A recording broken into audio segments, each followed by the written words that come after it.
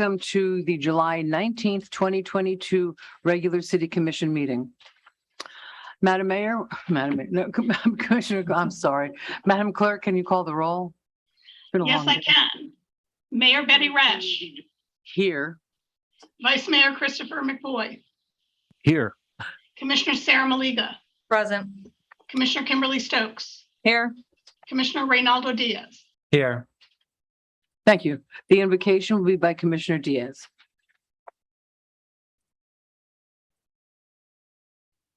All right, I guess so many issues we're dealing with today, and we're going to be, hearing from our deputies, I believe today. We have quite a bit to work on. Mental health is on the agenda as well. So I just want everyone to kind of take a moment in your own way to honor those struggling with issues of houselessness, mental health. We see it all too often, even right in front of our city hall. So a lot of families struggling with these issues, and just take a moment of silence in your own way to reflect upon that struggle.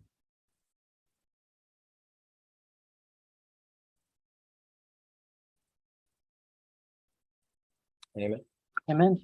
Commissioner McVoy, Vice Mayor McVoy will lead the pledge. Pledge allegiance to the flag of the United States of America and to the republic for which it stands, one nation, under God, indivisible, with liberty and justice for all.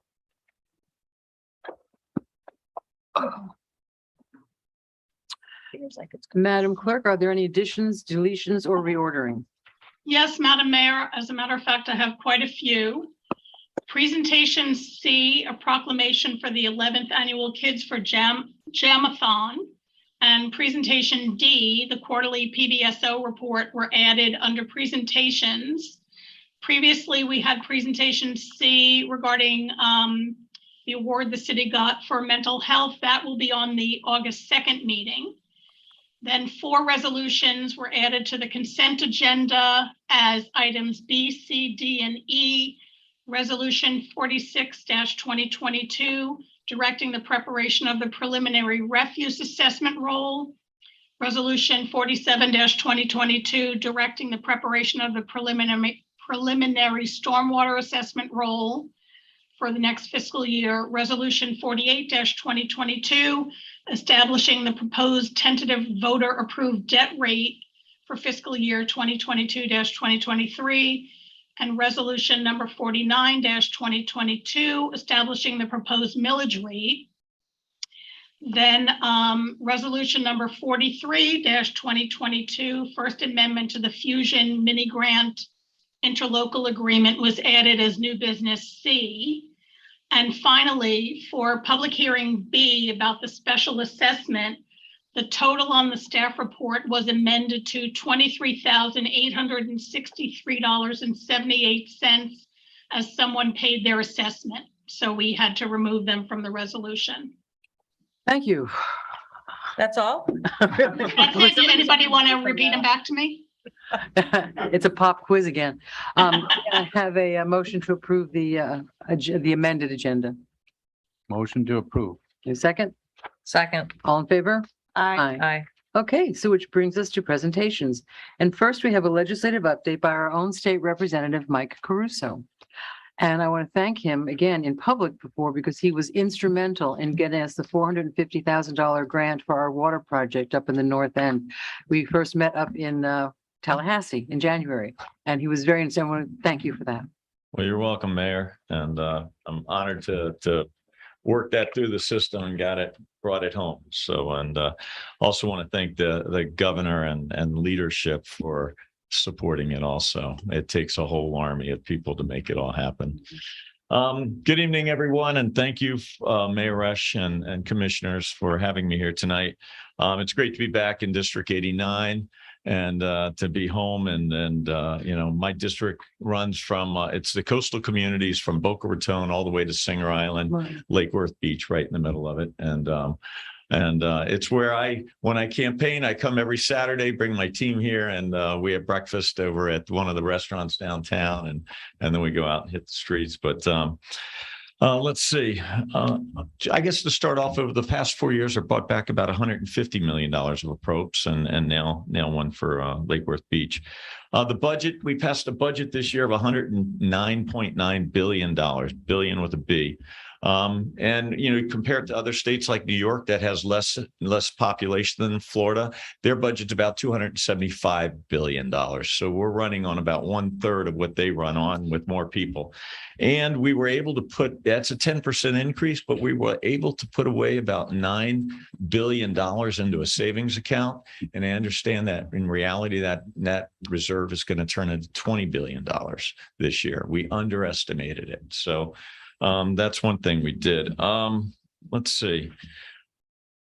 One of the things, the highlights of the budget was that I'm proud of is that finally we funded with $362 million the Sadowski Fund and affordable housing. How much? Say that again? 362 million. Thank you.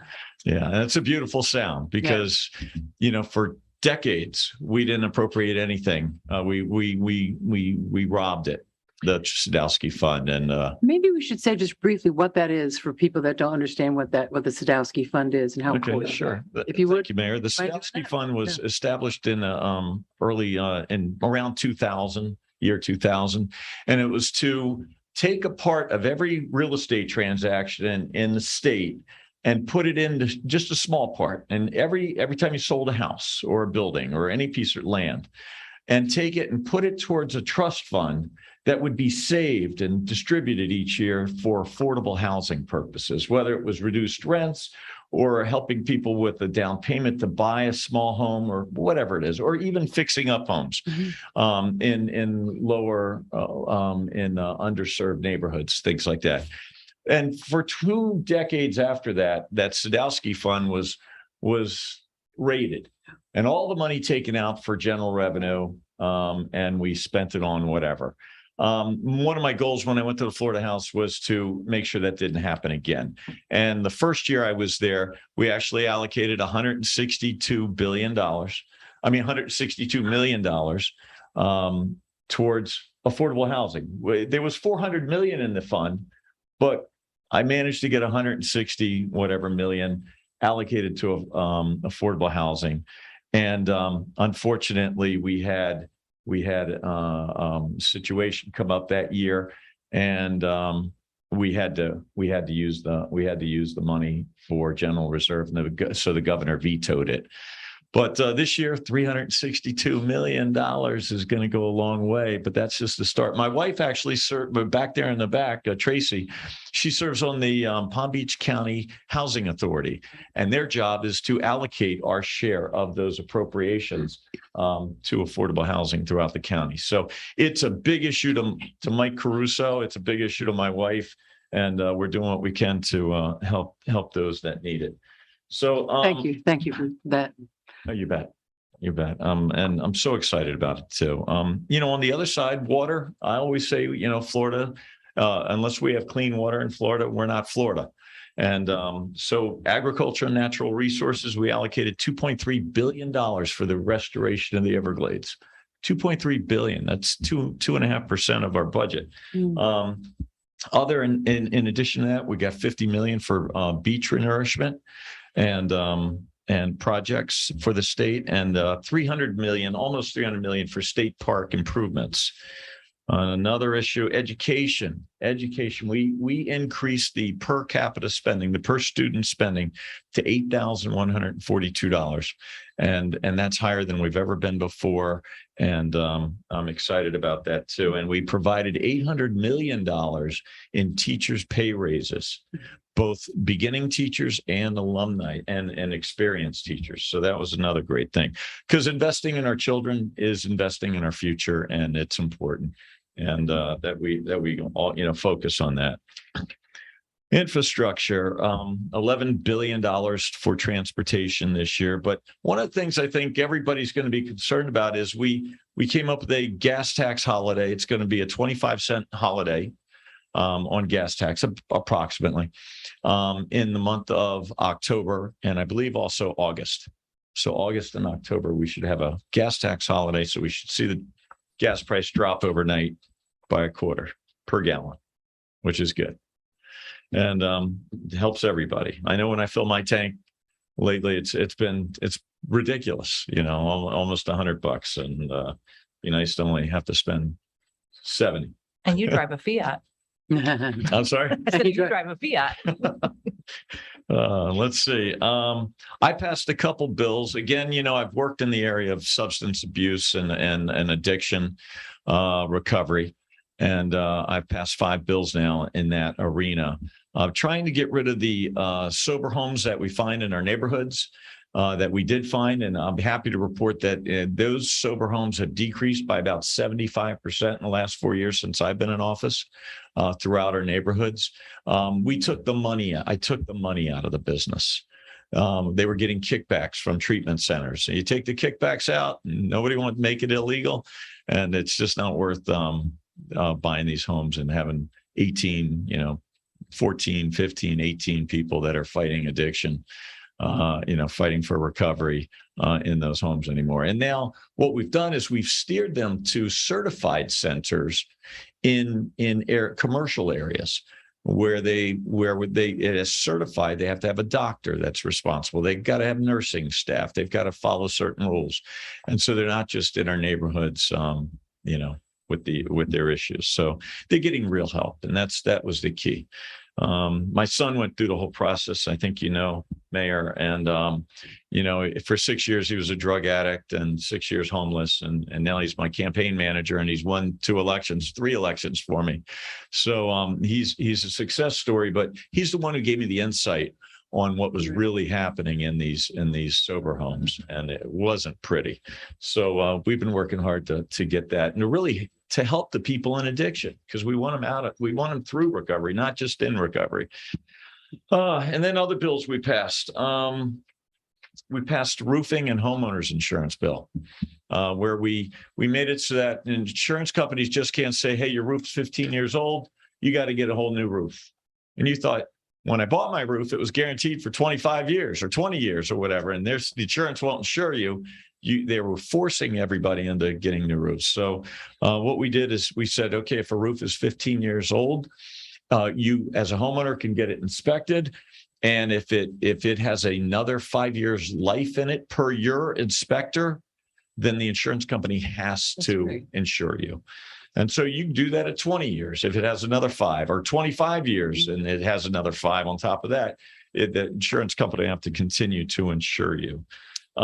Second, insurers can no longer refuse to write or renew a policy on a home. Yeah, that we were just talking about that. No, number 1, they must reduce policyholder rates by July 1st if to reflect their savings for the new reinsurance program that we created.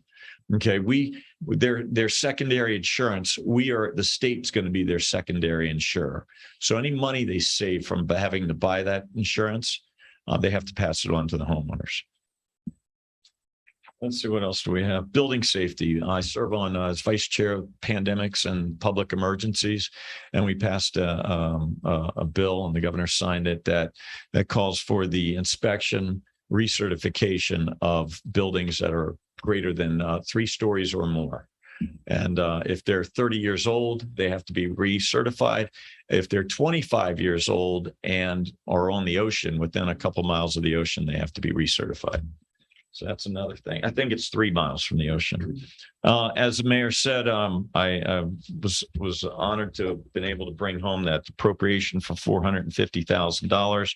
And what it was the Lake Worth Beach Parrot Cove Stormwater Resilience project.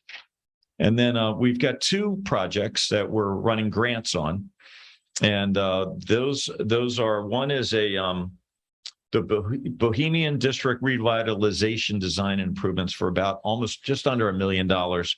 And this project entails design and improvements of city-owned infrastructure to accommodate increased foot traffic of new businesses in the district and addition of bicycle lanes, I believe. That's my understanding of it, but you all would know better.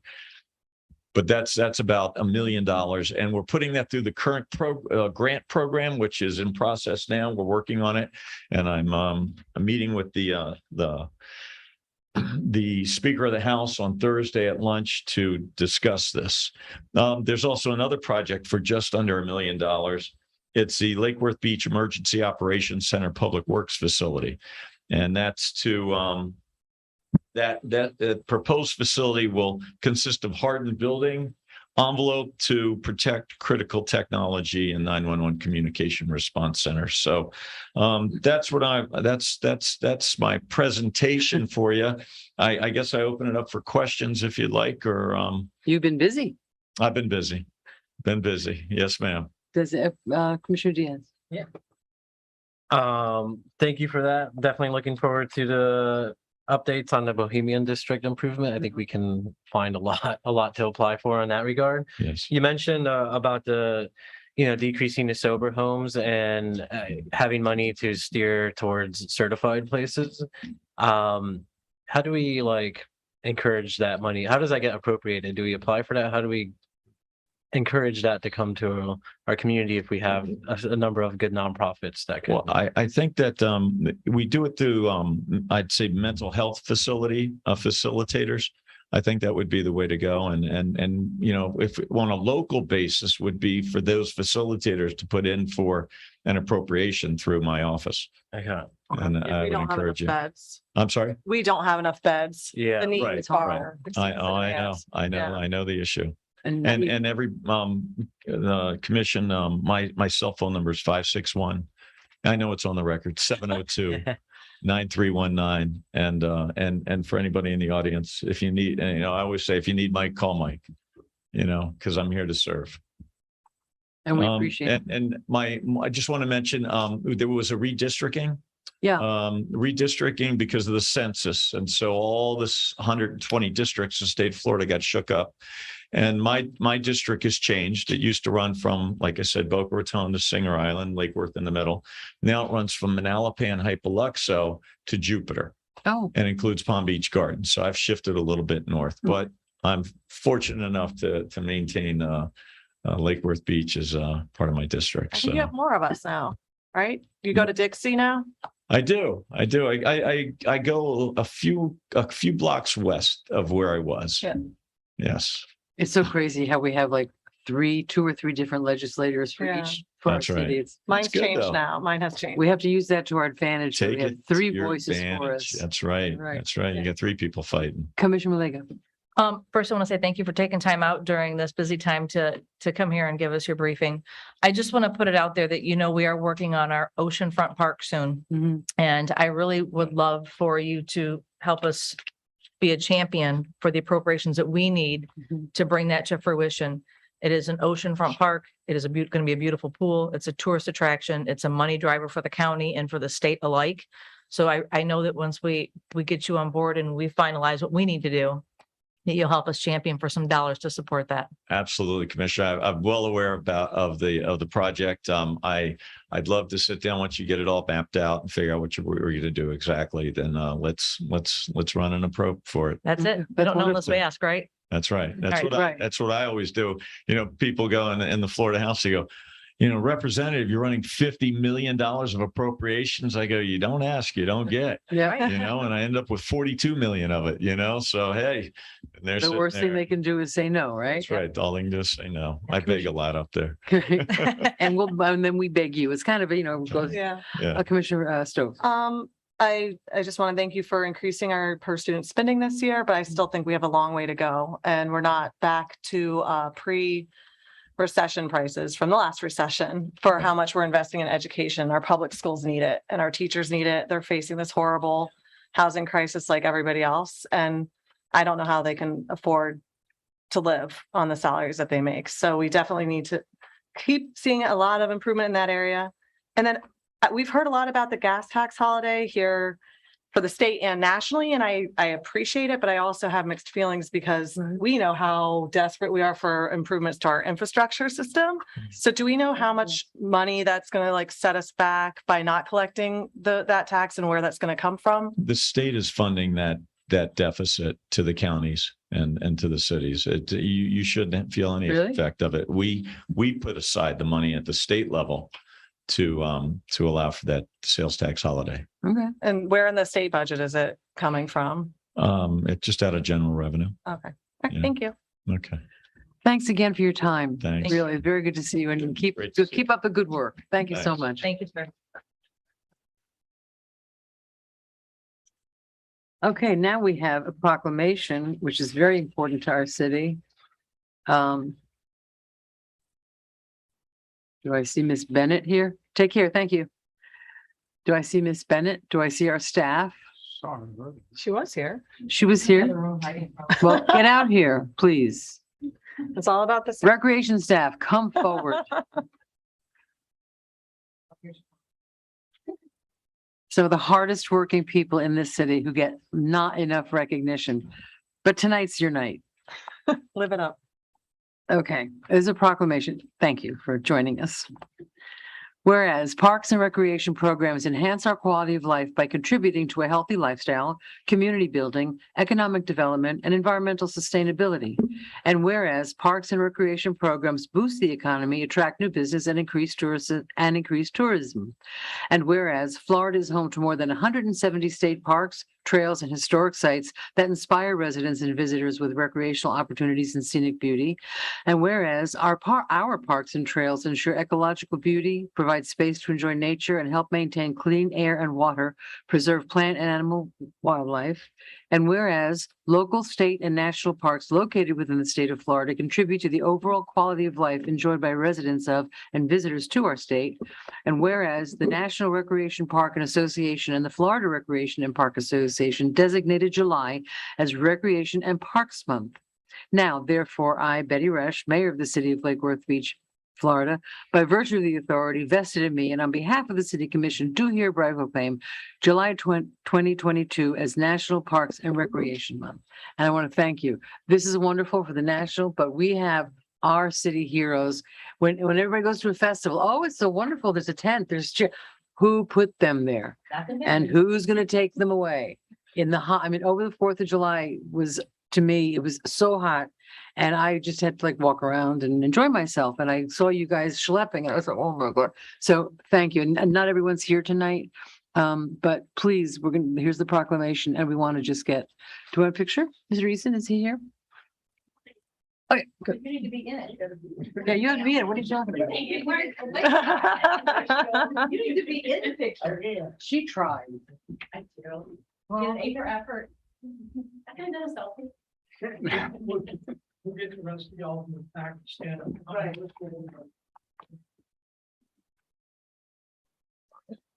Slide from here. This work. There we go.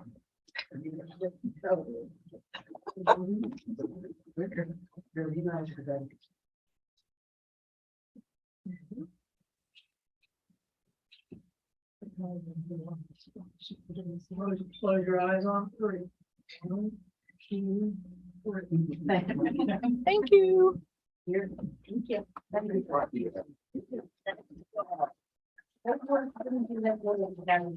That's right. Thank you.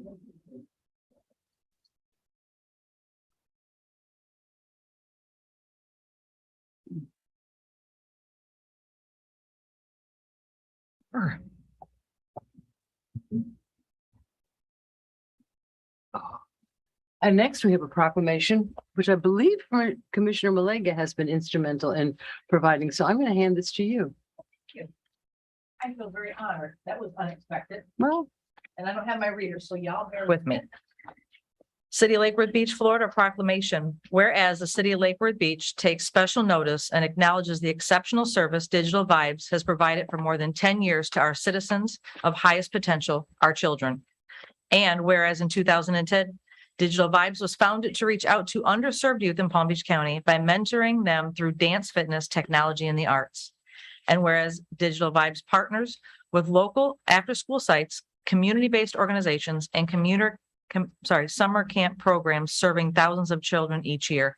Will, can you and your team come up here while I'm reading this, please? They are here to receive it, and he's back there. I want you to be up here. This is important.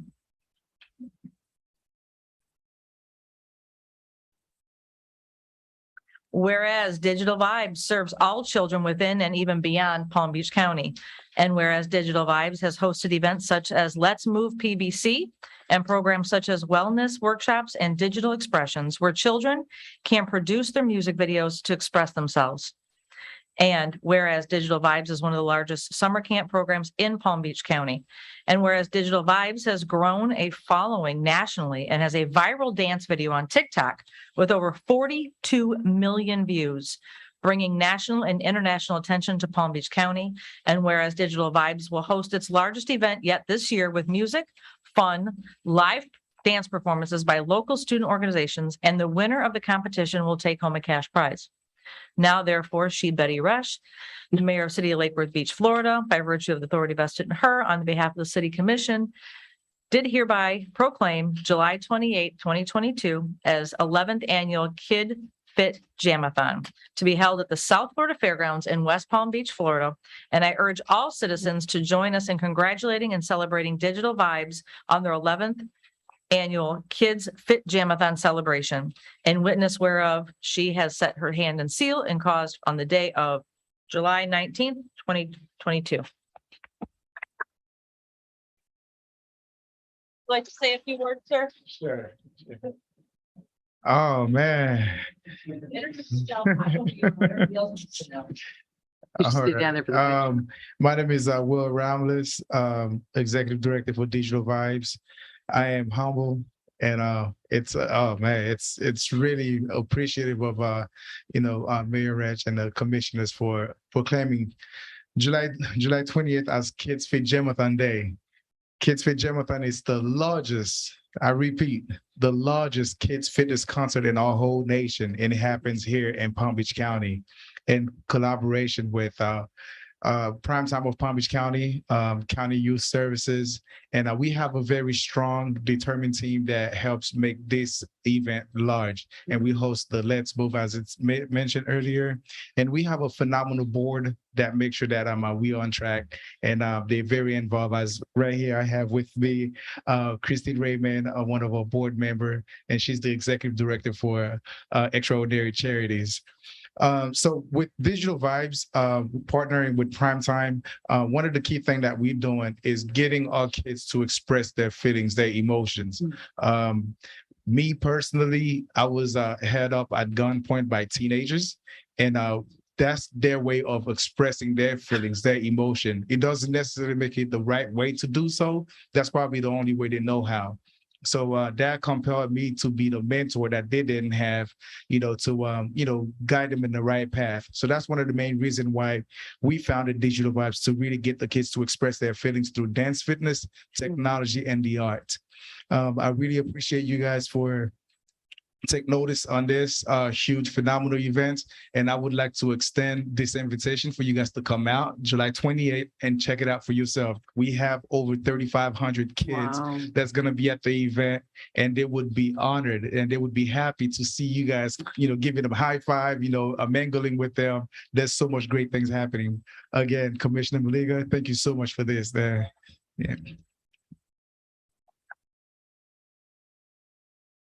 No.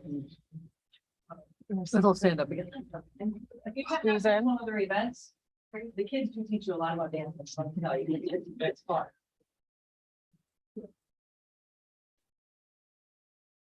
Thank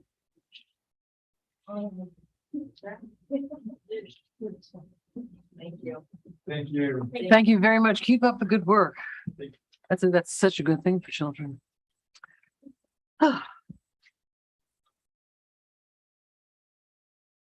You guys do not have to stay, by the way, those who are receiving. Our feelings will not be hurt. You get a Captain Bear. pass.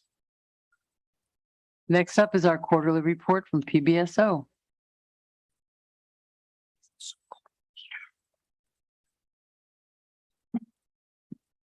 Good evening, everyone. That's a tough one to follow. Yeah, really. How are you doing? I'm gonna have to kick it up a notch.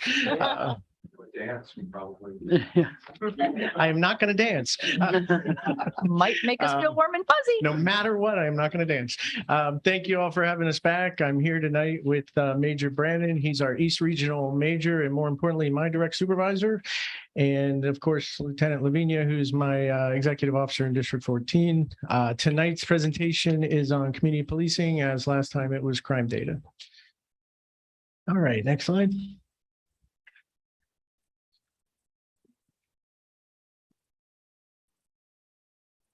Tonight, I'm going to talk about what we're doing as far as outreach on the community policing side, as well as our problem solving and enforcement efforts. I will talk about overdoses as I do each presentation, and I'm going to update you guys on the grant. We've got a few, we've got some ending, some starting, so I want to make sure you're aware. Next slide.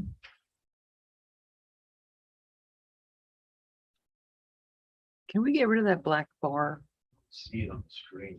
Oh, okay, I'm sure where that is. okay.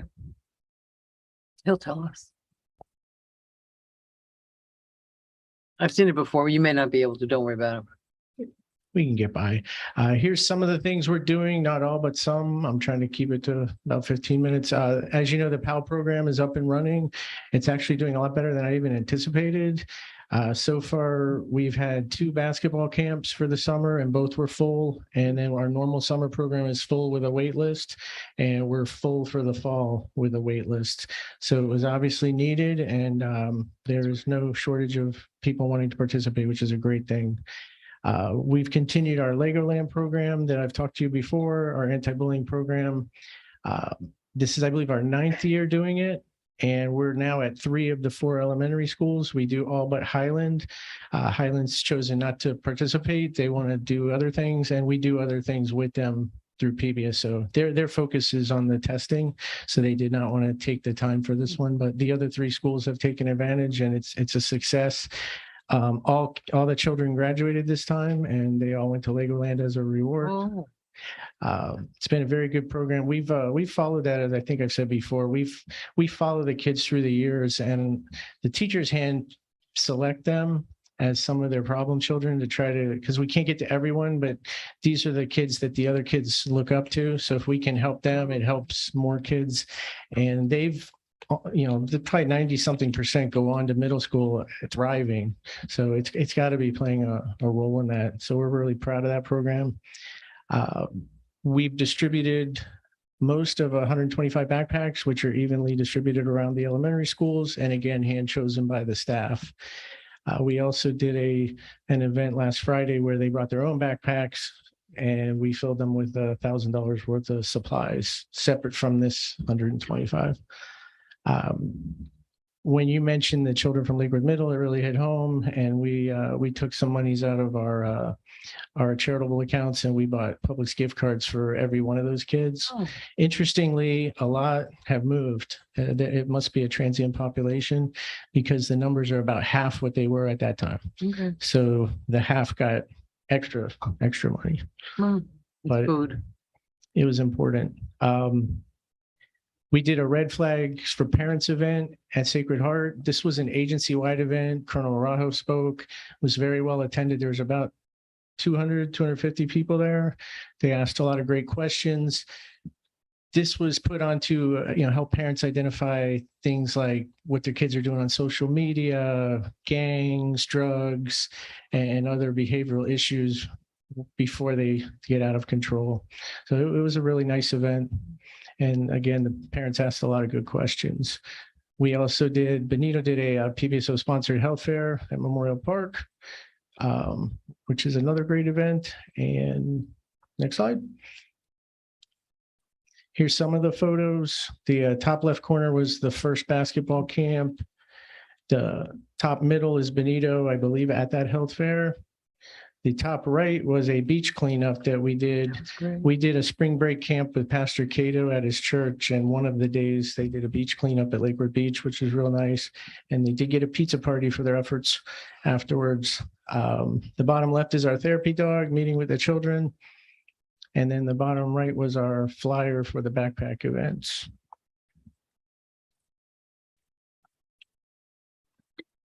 One of the things we do with Highland, we just started a reading program. That's up and running. It's fairly new. It's gone well. We also do a Christmas event with them, and we do something at their preschool that's up on the campus there. We had a good meeting at New Hope Baptist Church. That was some of the citizens from Whispering Palms and us, and we had some good dialogue back and forth about everything that's been going on the last couple of years with police and the community. That was fairly well attended. We probably had 40 or 50 people there. Hopefully you're seeing the mounted unit patrols. Everyone loves them. Whenever we bring them in, we get all kinds of emails and comments. I'm trying to bring them in as often as we can, and we're trying to keep track, and we'll hit each of the 4 voting districts. The last time was College Park. We're going to try to keep bringing them back and hitting all the 4 main areas. We did Coffee with a Cop at Farmer Girl.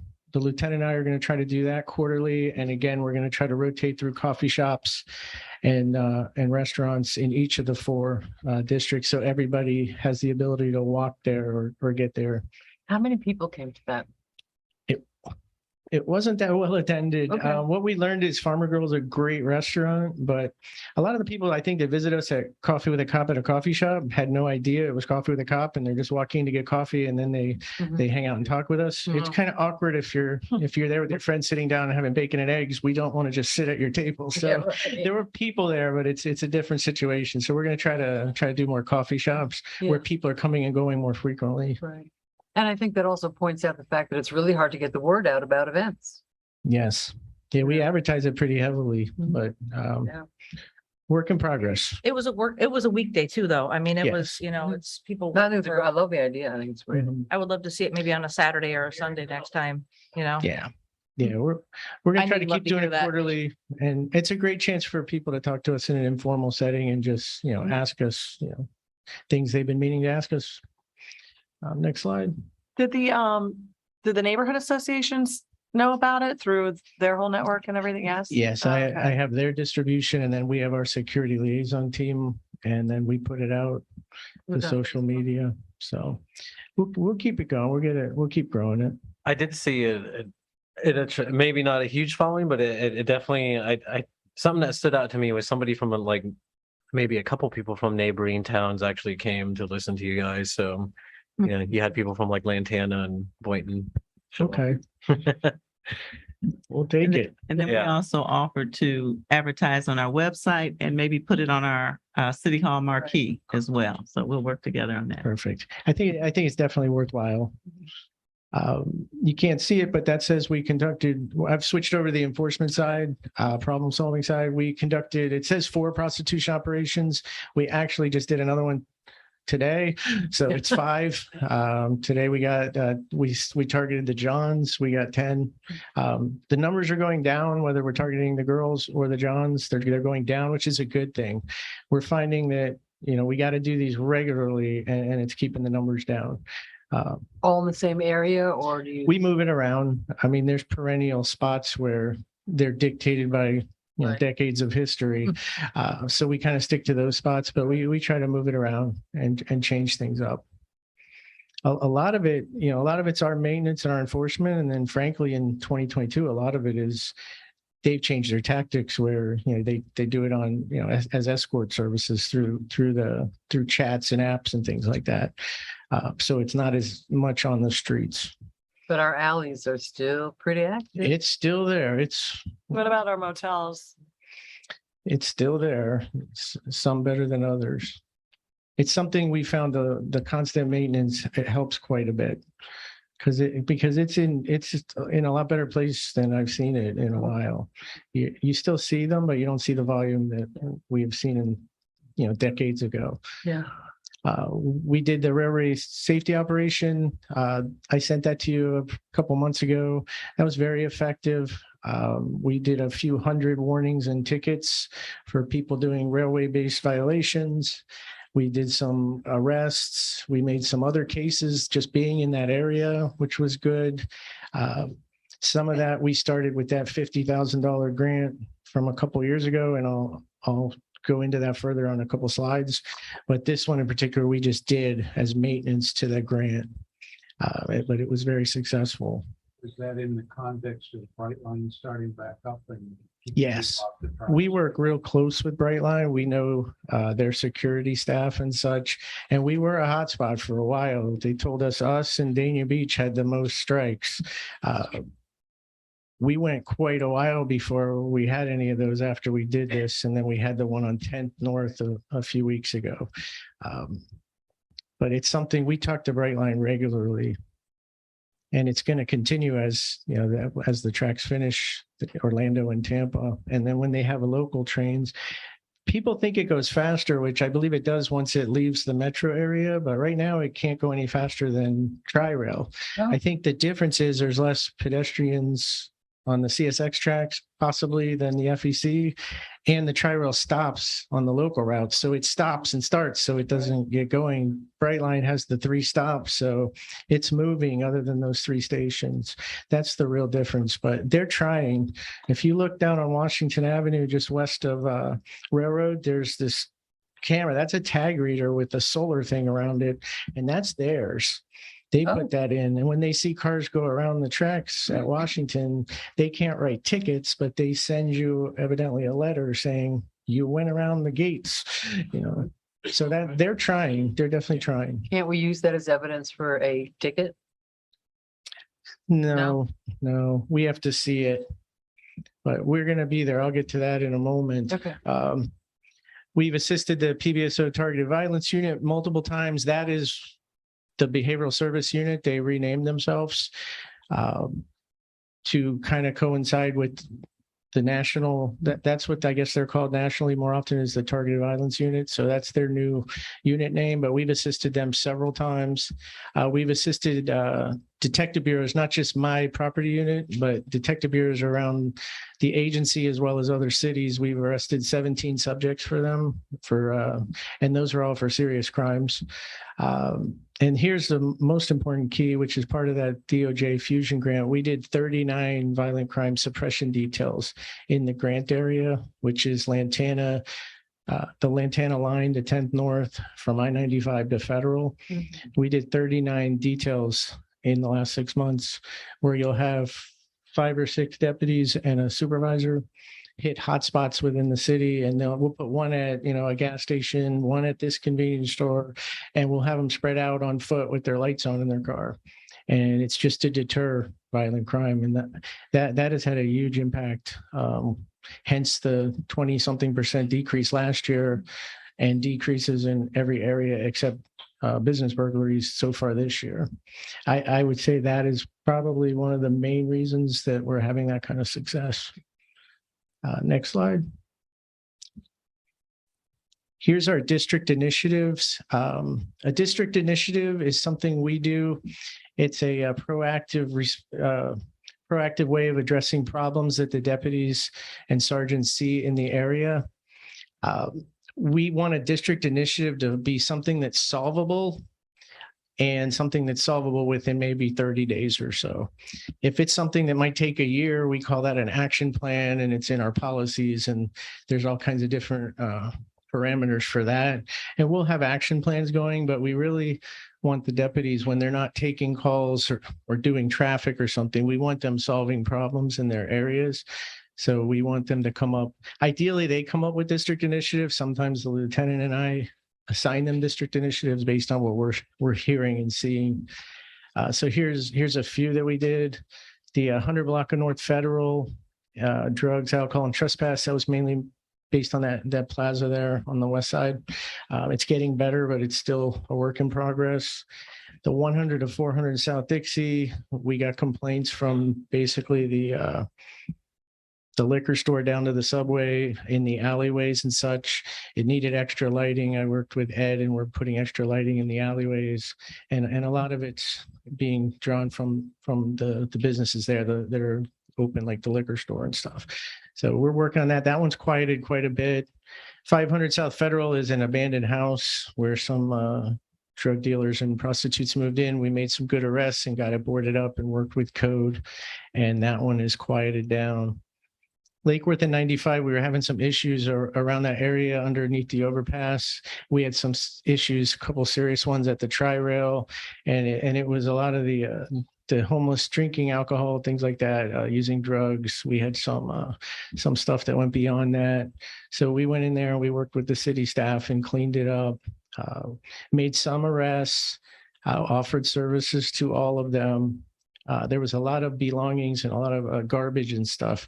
It was quite a bit, piles and piles.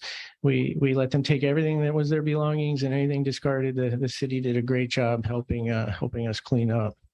All of that property that where this was occurring was either DOT or the CSX tracks. So we work with them and we clean that area up. It's not the first time. It's something that we've done a few times over the years.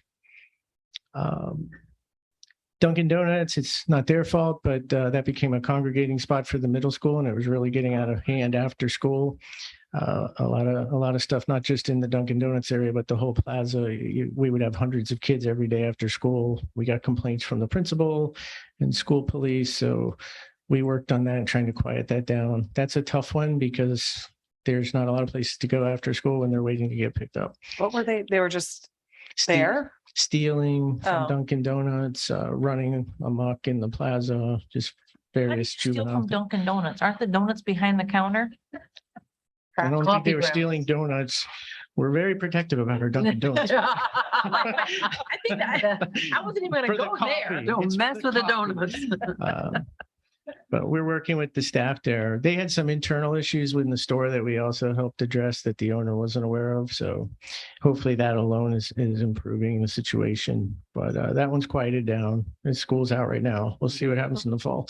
Royal Point Sienna Park, we helped out and we worked with Commissioner Maliga a lot. We moved one of our cameras over there. It's a park. Parks are awesome, but parks also, can have problems. And we had some problems with drinking and park hours and noise and things. Hopefully it's getting better. We put the cameras in once we had some vandalism. Hopefully it's getting better. It's something we've done directed patrols to check on more regularly. Sometimes the garbage cans are so heavy with bottles, the garbage man can't lift them up to empty them. So it's something to watch. Who's And in the then garbage? 1900 Black Lakewood Road is the El Bodegón Plaza. The owners are great. They work with us. A lot of their issues were stemming from a couple of drug houses that were across the street. Narcotics did search warrants, and that helped immensely. And then we did the street level stuff with the people drinking and using drugs and behind the stores and stuff. So that one is also quieted down. But that's just a snapshot of what we're doing. And we're busy. We take a lot of calls. We need to do things like traffic and stuff, but there's a lot of proactive problems that we can solve, and that'll alleviate some of the calls. Next slide. Traffic's a hot topic lately. I'm happy when our issue is traffic because then it's not violent crime or property crime, things like that. But it's something that we hear about a lot, and we're working on. The numbers underneath are our numbers from January through June. So the first half of the year, that's everyone. That's our Lakewood Beach district deputies. That's a motorman that, is a regional asset. That could be a DUI car. But at the end of the day, there were 3,233 tickets and warnings written. So that's a lot in 7 square miles in 6 months. It's a good number, but there's still plenty of issues out there. DUIs, we have an impairment grant I'll get to on the next slide, but they made 71 DUIs in the first 6 months. That's a lot. That's a lot. And then the crashes, we've had 803 crashes and 295 hit and runs. That's a lot. So we're definitely working on it. The good news is the major was kind enough to allow the 3 regional motor units that he has to now report to Lieutenant Lavinia as of July 27th. So we have to share them with headquarters in Green Acres, but we are going to get our more than fair share, hopefully, or fair share. We'll go with fair share. And you will see them. We're greedy. You will see them out there. But we're going to have some motor units out there in addition to the regular deputies. So that's a good thing. So we hear you. We see it too, that there's traffic issues. And that's, again, most of these things aren't unique to Lakewood. It's certainly not traffic. We're getting increased complaints all over the county. It got worse when the shutdowns happened in 2020. I was getting to work in like 20 minutes instead of 35. And then when everyone went back, no one really slowed down. So now you're just going around everybody and going fast. So we see it. We see it out there on the highways and roadways too. So we're stepping it up as an agency, not just Lakewood Beach. Next slide. Overdoses. On that last one. On DUIs, is that where an officer notices somebody who has a suspicion there's a problem and calls it? Do you do any, seems like. Oh, sorry. There we go. I'm wondering on the DUIs, did we used to once in a while do, I don't know what they call them exactly, but maybe just check people randomly on, I seem to remember they did it on A Street or they did it on Dixie or somewhere other. The Just to- DUI checkpoints, we used to do them. We haven't done them in a long time. Honestly, you end up getting mostly equipment violations and things like that. When you do those, by law, you have to give them an exit before they get there. So guess what? They take the exit. Most people are exiting just because the traffic, they don't want to be stopped in Right. traffic. So we've found it more effective to do other things like wolf packs, we call them, where we just put a bunch of deputies out on their own in different areas than doing the olds. I stood on many traffic safety checkpoints, and they're okay, but again, you get mostly low hanging fruit and not actual Yeah. DUIs. Okay, thank you. Overdoses, it seems to be trending down. It's a lot better than it was when I got here 7 years ago. May was a little uptick. If you notice all the case Yeah. of interest, we're in a little uptick right now. There's obviously some either, there's some drugs out there with a lot of extra fentanyl in them because we're having a lot of overdoses in the last 2-3 weeks. We've seen that increase. But overall, you see it trending down, and summer's usually, tough for us. So as far as the numbers, the graph over the years has always looked more like a hill, Mhm. but it's coming down. It's less than half what it was when I got back here 7 years ago, but we have a way to go. That's still a lot of overdoses. We're averaging 4 fatals a month. That's 48 a year. That's a lot of fatal, mostly 20 somethings. So we're still working on it. Next slide. The grants, our 3-year, which turned into a 4-year Department of Justice community-based crime reduction fusion grant, is wrapping up in September. That's tough. That played a big role, I think, in our big decreases in crime. So that's good. We're going to feel that a little bit, but we're doing, taking measures to account for that. Good news is, as I mentioned, we had that $50,000 FRA railroad grant 2 years ago. We couldn't get it last year. This year, with everything going on with the activity we have on the tracks, we got a $120,000 grant that's starting up any day now. We have a meeting coming up for the first meeting on it. I love this grant because not only will it help with the railroad safety, but it puts a lot of extra deputies along the FEC and CSX corridor who are there, preventing other things. The last time we made arrests of stolen vehicles, drugs.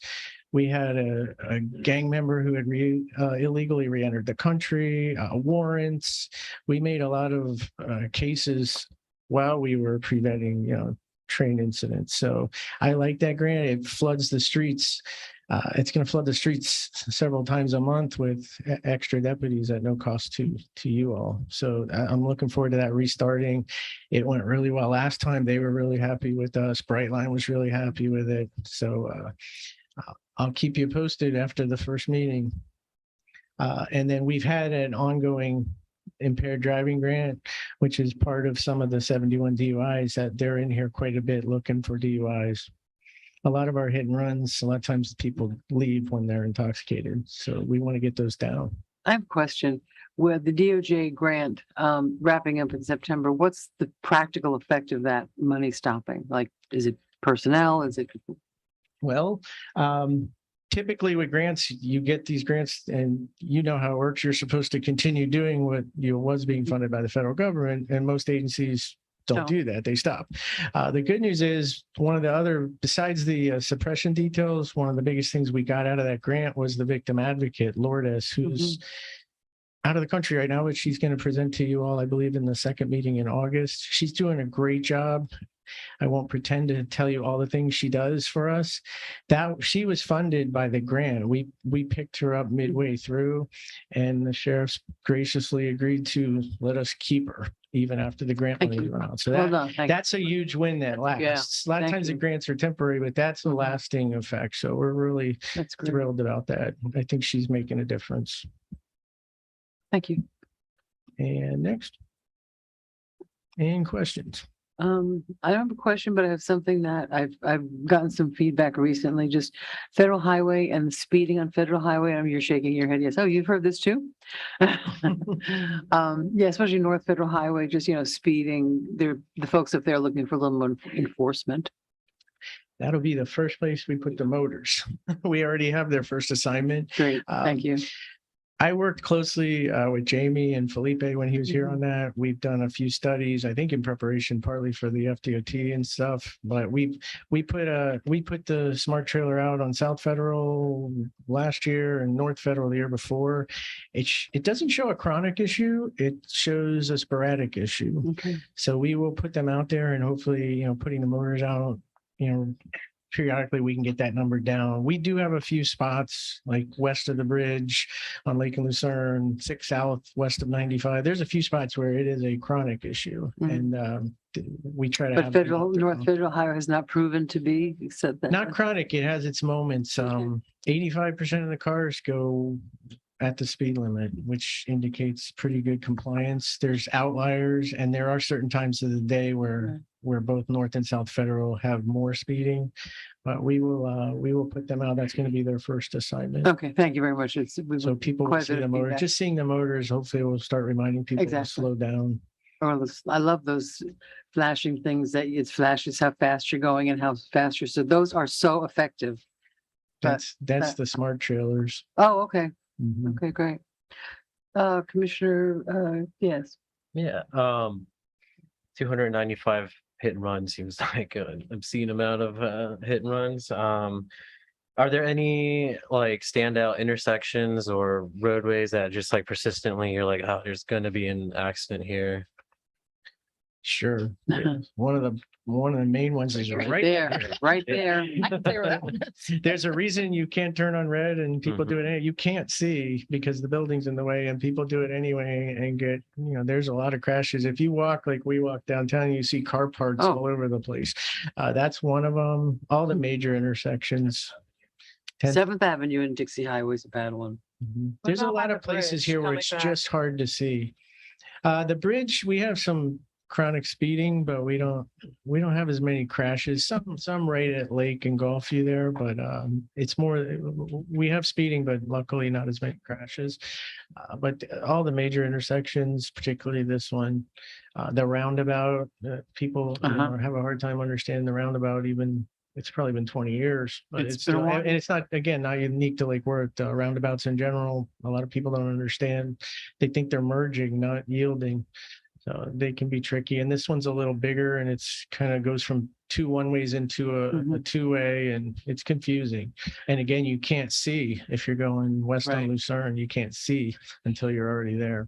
And I just see Mr. Brown has come in. I had heard about the cooperative effort that you all had done at the 95 bridge. And I want to shout out to your department, Jamie, and also to the PBSO that you did work with the folks that were staying there and helping them get their stuff before you cleaned that out. Thank you very much. It was lovely. Thank you. Commissioner Malega. You just touched on something that I'm concerned about. So from the roundabout, it's coming on from Lake Avenue into town. It is like a wind-up toy, like one of those wind-up motor, you pull the thing and it goes. My concern is that we have a high amount of people that get by pedestrians on foot and bicycle. And if you guys could put one of those motorcades out there, it would save many, many lives. I literally watched a guy crossing the street 3 days ago and a lady almost ran him over and he had to hit her, pay attention. They seem to do 50 miles an hour from A Street to downtown and with no regard to the people who get around on bicycles and on foot. And it's a genuine concern. I just would love to see something out in that way. If you guys could put that on your to-do list, not that you don't have enough. We will start with federal and then we'll ramp that up before school, because once the high school opens, you have a ton of pedestrians. So we'll make sure the week before and into school week, we'll put them there. Thank you. Commissioner McBoy. Yeah, I see that too I don't see it, but I hear a lot from residents on Lucerne, sort of in the F&E area, that they see a lot of crashes, a lot of speed. So a lot of pedestrians. a lot of pedestrians and a lot of Bikes. and bikes, and I guess cars going faster than they should. Another area that concerned me, I don't know whether it's anything that you can do about, but we've just had two fatalities, both in their 70s, and both over near Lake Osborne Drive. There was the one near the church and then one just recently near Cochrane. And I don't know any of the details, but I wondered whether those were people that were zipping through, maybe up to not the best of things, and heading on out Lake Osborne Drive. You know, they obviously weren't, I don't think they were intentionally trying to kill people, but they were using that as it looked like to me, as a highway. I And- believe you're absolutely right on the first one. I'm not sure about it. The second one, we've had the motors out there recently a few times. Our liaison members from Murray Hills and Rollo, they've asked for extra motor patrol and they've been out there. The motors like that, Lake Osborne area, that's a cut through kind of spot. So they get a lot of activity there. It's a cut through, and I hear a lot that people speed on Lake Osborne. They'll definitely be out there. We won't even have to tell them. They've They been know. out there beforehand, so you'll see them. And that's right on the border of us and headquarters, which doesn't matter, or we're all the same team, but it's right on our border between the right. two districts. Hmm. Because they headquarters has John Prince and we Right. have the other side. Okay, thank you. Well, thank you very much. We appreciate the SO. This town we support our sheriff's office and we thank you for what you do. And the outreach to the community, that's one of the things that I think this commission is very committed to. And thank you for, stepping that up and working on that. Nice to see you. Thank you for Thank you the for being extra here. stuff we're going to get. Thank you for Lourdes. Thank you. Thank you. for Have a great finding- night. Finding continued funding to keep Lourdes. Yeah.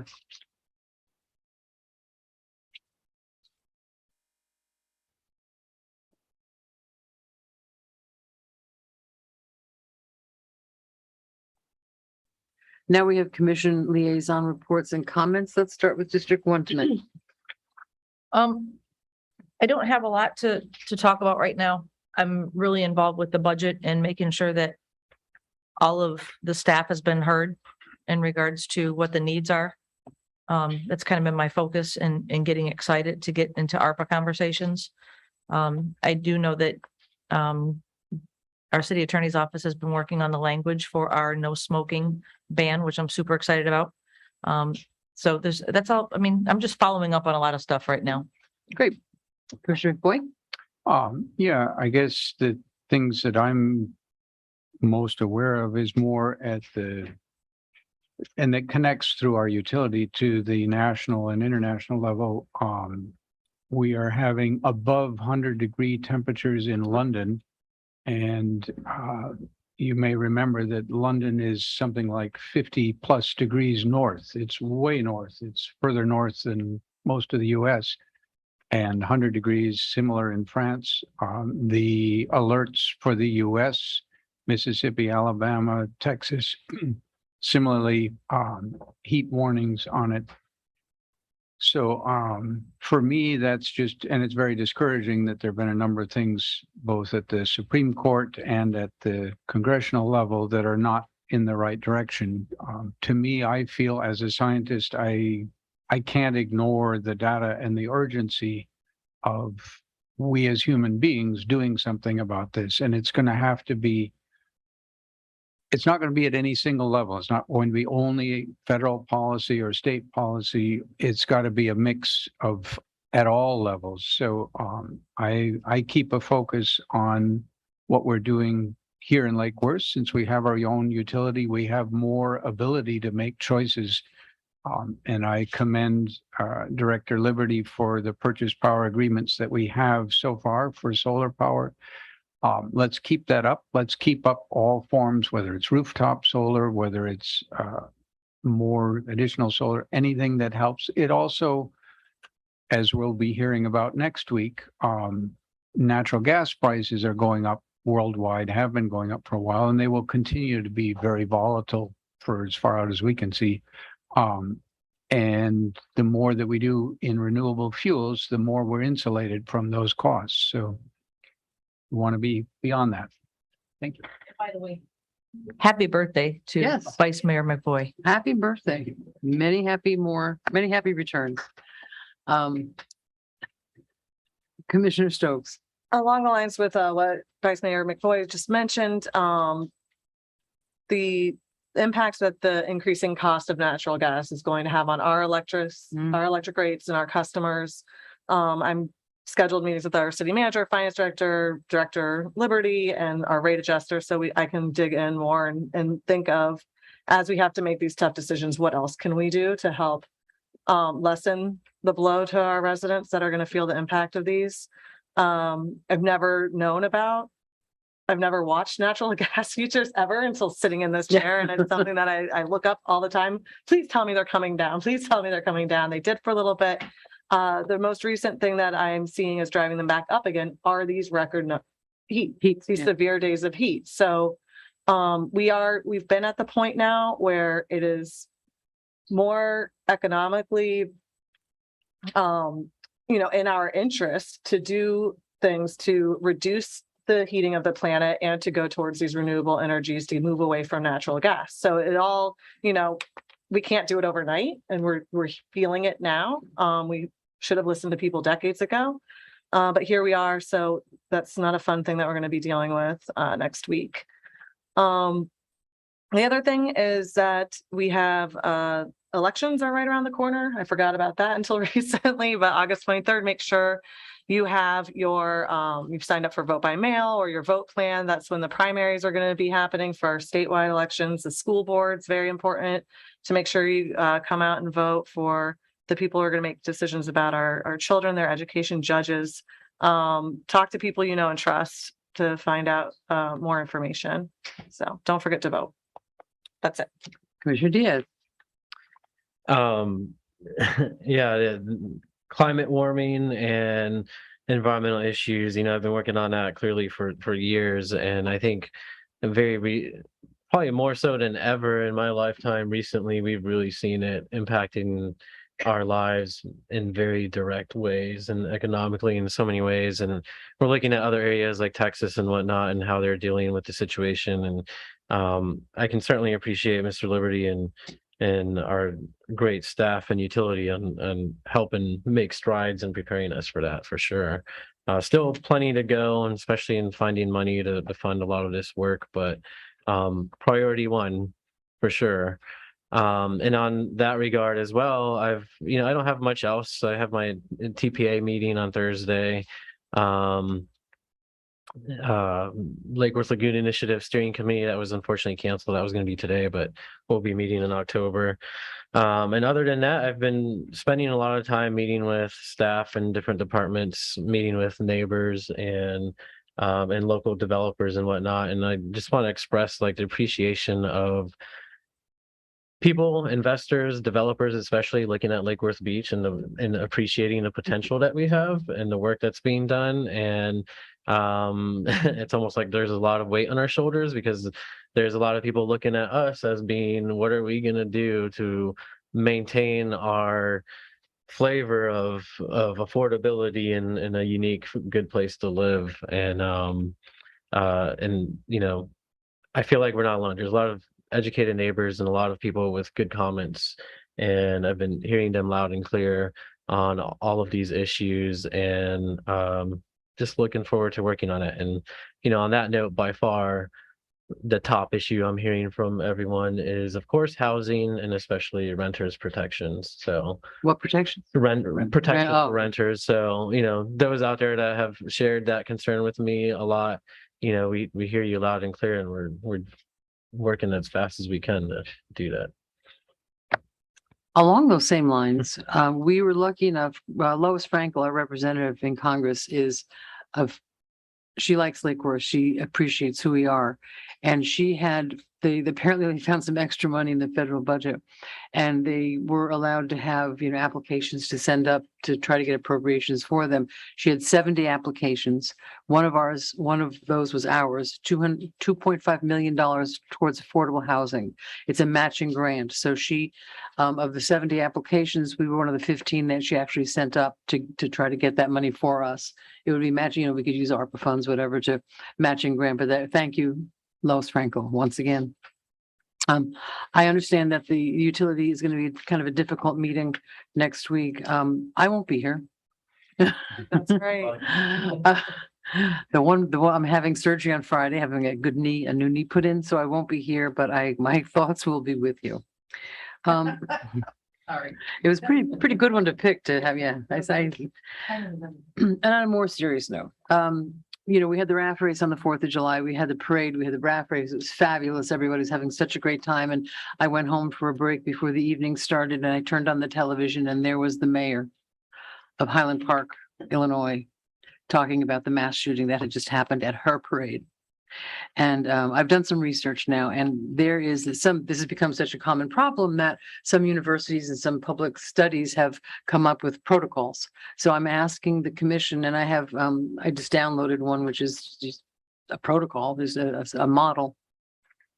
And I'm asking for commission, thoughts to have something like this formally initiated in the city. So that we have, God forbid, but if this happens, everybody knows what to do. And can I have consensus to have staff work on that? Okay. And here's the, just the protocol that I saw.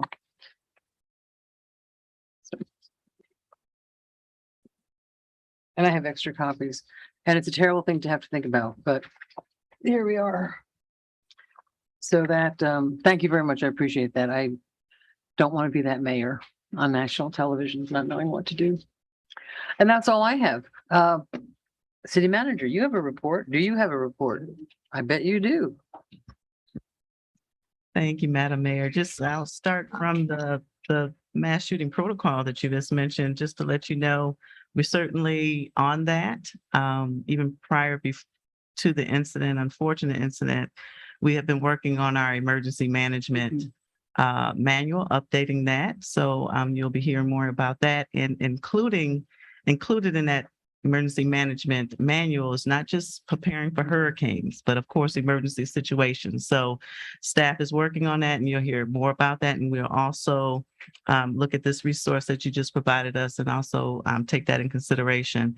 Also, Human Resources is also planning a training. So we will have a training. So we certainly are aware and impacted by the recent events and want to make sure that we as staff are also reminded, because I know training has happened in the past, but we always need refresher courses, and we also have new employees. So we want to make sure we're all educated on how to react in such an unfortunate situation. So I want to let you know. Thank you.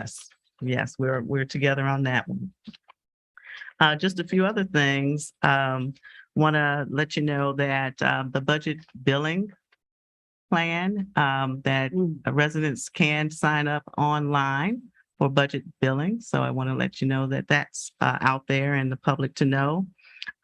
Few events that I attended this past week or last few weeks, I spoke at the Rotary Club, Lake Worth Beach Rotary Club. I was invited to speak, to introduce myself and also share what's happening in the city and answer questions. So that went well. So that was a fun event to go and enjoy the group.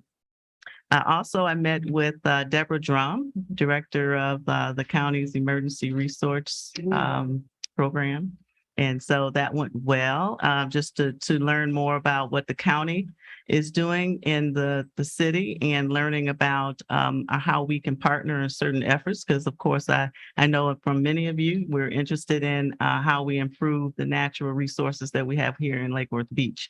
So she also offered to meet with any of us, come here and answer any questions, because I know there are many things that we got going on, and I'm still learning.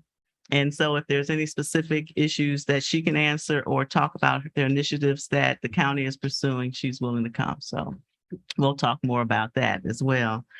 Also, and I appreciate the presentation. I think they left, but the police Palm Beach Sheriff's Office, their discussion today. We're continuing to have discussions to talk about our upcoming contract. And so today, I hope you saw reflected in their presentation today, they mentioned a number of issues that we've been talking about that are of interest to the commission. and how we can better serve our community. So you'll hear more for that. I will be putting the results of those discussions in writing to you so you can receive the update on some of that we've talked about and what we will see utilized in our community. And also, I have quite a few, so I'm sorry to try to get the great highlights. And then also on August 23rd, I know originally we planned for August 16th, but on August 23rd, just before our ARPA workshop, we will have the interviews for the historic board appointments. So we need to fill 2 seats. And so we'll have that interview on that day. And I do want to let the public know. So there will be a publication out that'll also allow us more time to advertise it, to seek out those who we should be receiving for those positions. We are looking for architects and or those who are in related profession as a planner, land use professionals who are experienced and educated in those fields. So those are the positions that we are looking to fill and who will qualify for interviews. I am So a little more to nervous come that on that's that. election day. Isn't that election day? I give the 23rd. I think I saw, I'm like, oh, we have our ARPA workshop there, but I'm sure we'll all get out and vote and do what we need to before we can't have public comment on that day, but I don't know if that's gonna put an undue burden on applicants to come and try to, Well, isn't it? well, yeah, let's We'll just look at that, but We'll We look should at all that. know this. What is election? I thought it was the 23rd, but I could be. I think it's the 23rd, yeah, and I vote by mail, so It doesn't I matter. don't always get it straight. Oh, okay, so we were trying to find a date where I we know. all gathered so hard. and Yeah. pull it before that meeting. But so we'll review and look and talk about that as well. And I believe that is it. One last thing. I do wanted to, and he's not here now, but thank Representative Caruso, as he mentioned, the 2 projects that we submitted for the additional funding that the legislators have for communities. And so those were ready projects that we submitted to them. And so we want to thank him as being our legislative sponsor for those projects. And so we hope we're successful in those efforts. He's pretty strong on Lake Worth. Yes, yes, I appreciate that. And he received it quickly and responded quickly, and he was excited to get those projects from us. So Great. we're hopeful. Thank you. Is that Thank it? you. Thank you very much, ma'am. Yeah. We'll take a break. What are you doing? I need to go to the bathroom. I don't know Yeah. when we want to break now Well, or next after. is public participation. After public participation? Is that okay? Yeah, I never know how many comments you're gonna have. That's okay. Now it's public participation of non-agenda items. Madam Clerk, do you have any public comments of non-agenda items to read? I do not, Madam Mayor. Thank you. I have one card from Richard Stowe, so I guess you're up. What's happened to our population? It's 9,000. Not a bad thing. Outside, that's why. Good evening, Richard Stowe at 414 North Federal Highway. I'm just asking the commission to rescind resolution 32-2022. There was no public involvement regarding the May 9th work session, either about the mini roundabout study or the city staff's proposal to raise crosswalks.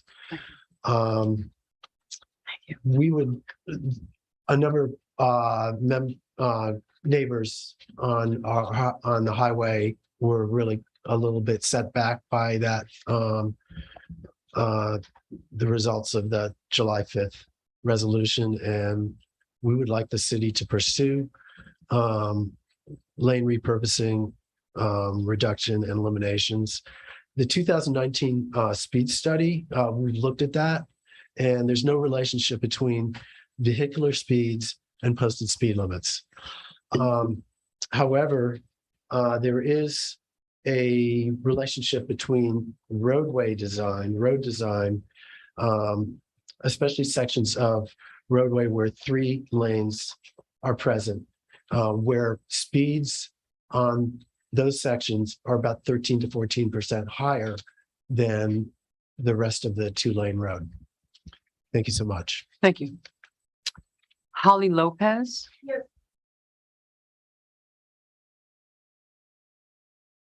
Just state your name and your address. Hi, when you get up there. Yes, ma'am. That's okay. Hi, I'm Holly Lopez, 2816 Livingston Lane. Although I live in downtown West Palm, that's my sister's address. I live in downtown in Northwood. But my postal address is my sister's address because I don't have a mailbox. All right. I work for the city of Lake Worth. With the Public Works. I'm a parks attendant. And the reason I'm here, I love my job. I love the city of Lake Worth. I've been around a lot of departments. I'm 54 years old. I work for Palm Beach County. I work for Seacoast Utilities. I work for the city of West Palm, worked for the city of Lake Worth before. I'm back with the city of Lake Worth now, and I want to stay here because it's a great town. And I love what I do. Now, when I'm going to my parks to attend to my parks, when I'm driving down the road, if I see a dead animal, I pick it up. If I'm in the park and I see human feces, I have to pick it up. If I see drug needles, I pick it up. Whatever I don't want the public to see, I pick it up because I want to protect the public from seeing these things. We are the front line, the Public Works Department with the parks attendants and the grounds maintenance guys. We are the front line of what the public sees. That's our job. And I love it. Go figure. I'm 54 years old and I like cleaning up garbage. What can I say? I'm making 15 an hour. I'm humble. Thank you, Jesus and God. But I'm going to tell you something. We do more. And I don't mean we do more, but we all do a great job. But we're not just in those trucks with the cranes going up and down. We jump in and out of the trucks and we're dealing with unruly people in the public, which I love because I'm from New York and I like that. It doesn't bother That doesn't me. bother you, Holly. They're my brothers and sisters, and I make sure of it. We're a family here. This is a great department.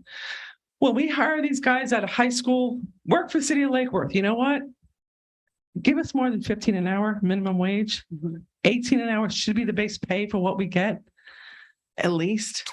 I've made more than that. And I've had job offers to go back to the gardens and work up there in the gated communities. No, thank you. I want to sit right here. This is my town. These are my people. This is what I love doing. I love my community. And even if you don't give me a raise, I'll still stay here. But I say 18 an hour is what we should be getting, base pay. I like coming to work every day. I love my boss. I love my coworkers. And I've been around a lot of places. You couldn't pay me to go back to the gardens and work in some of these places with the gated communities. I don't like all that. What I like about Lake Worth is we keep it very real. And this is not Disneyland here. I love Florida. I mean, I'm from New York, but I grew up in Florida, Singer Island. I've been all over. I can adjust to anything. But what I like about Lake Worth is we keep it very real here. And I have more friends in Lake Worth than I've ever had anywhere in my life. This is my home. I ask you guys in my heart and soul, think about the raise when it comes to what we do. When I'm driving down the road, I clean up also voodoo sacrifices. We discussed that. Hey, that's good. Jesus and God has me here for a reason.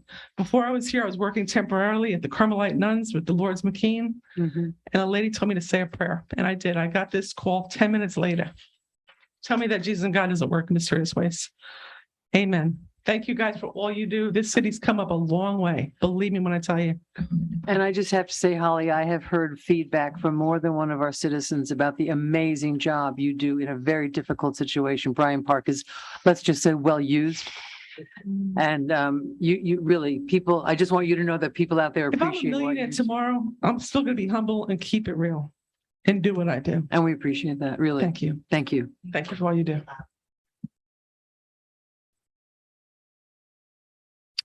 Robert Gordon.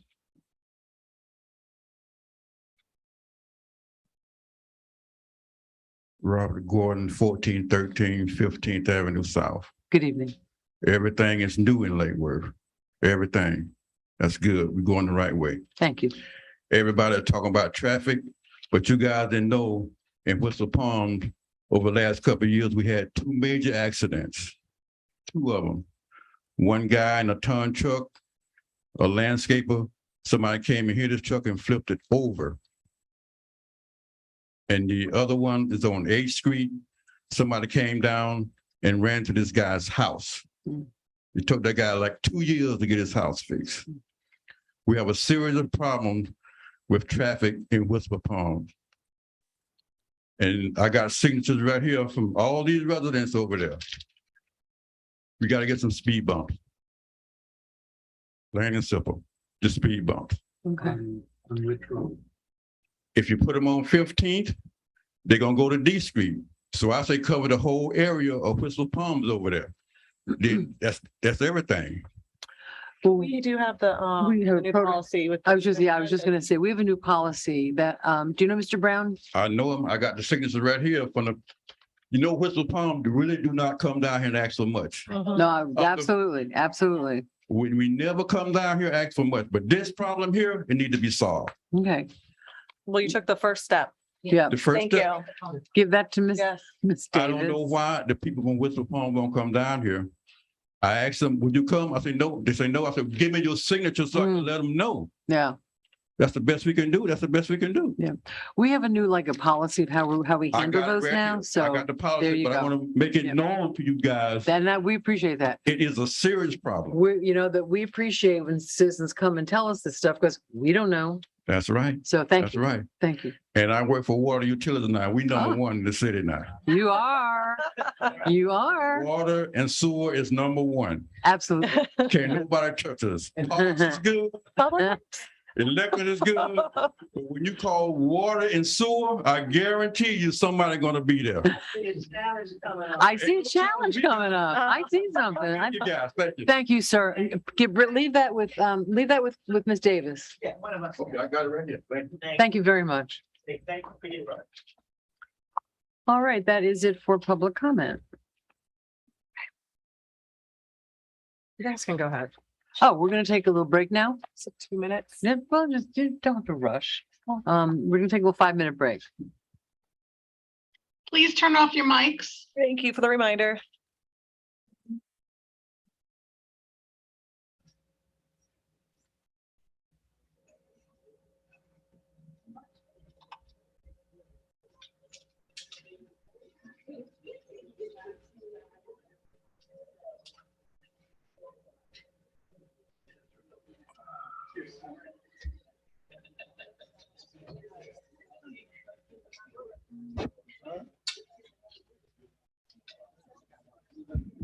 That makes the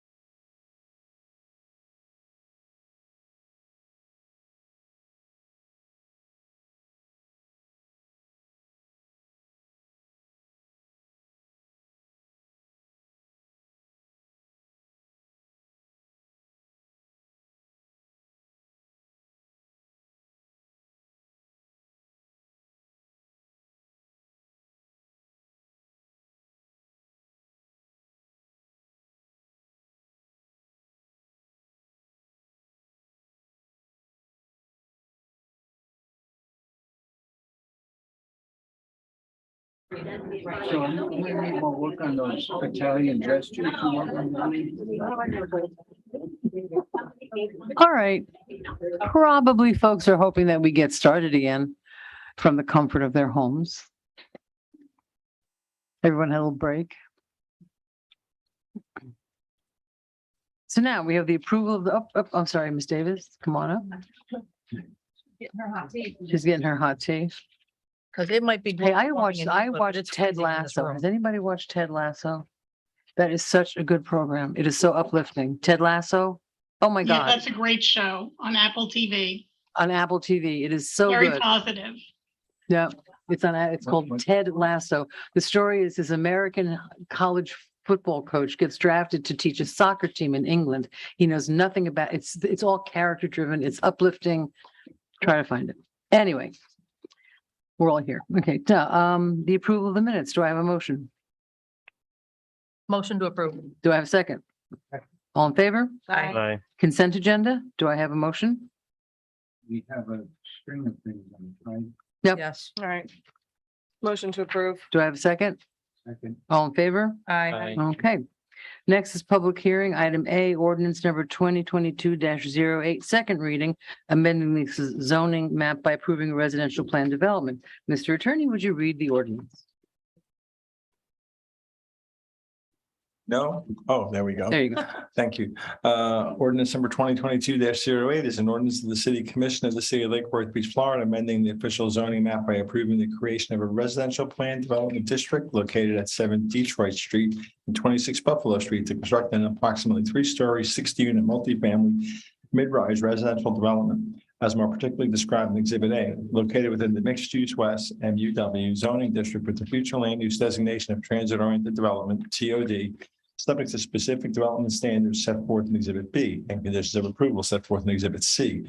Approving a conditional use permit, approving height bonus incentive through the city's sustainable bonus incentive program, approving a major site plan for the development of a residential plan development, providing for severability conflicts and an effective date. Thank you. Do I have a motion? Have there been any changes since the first reading? Okay, do I have a motion? Just gonna ask that. Was there any changes? Well, at your direction from the first reading, you asked the applicant to put street islands in the parking lot to add more shade, which they have done.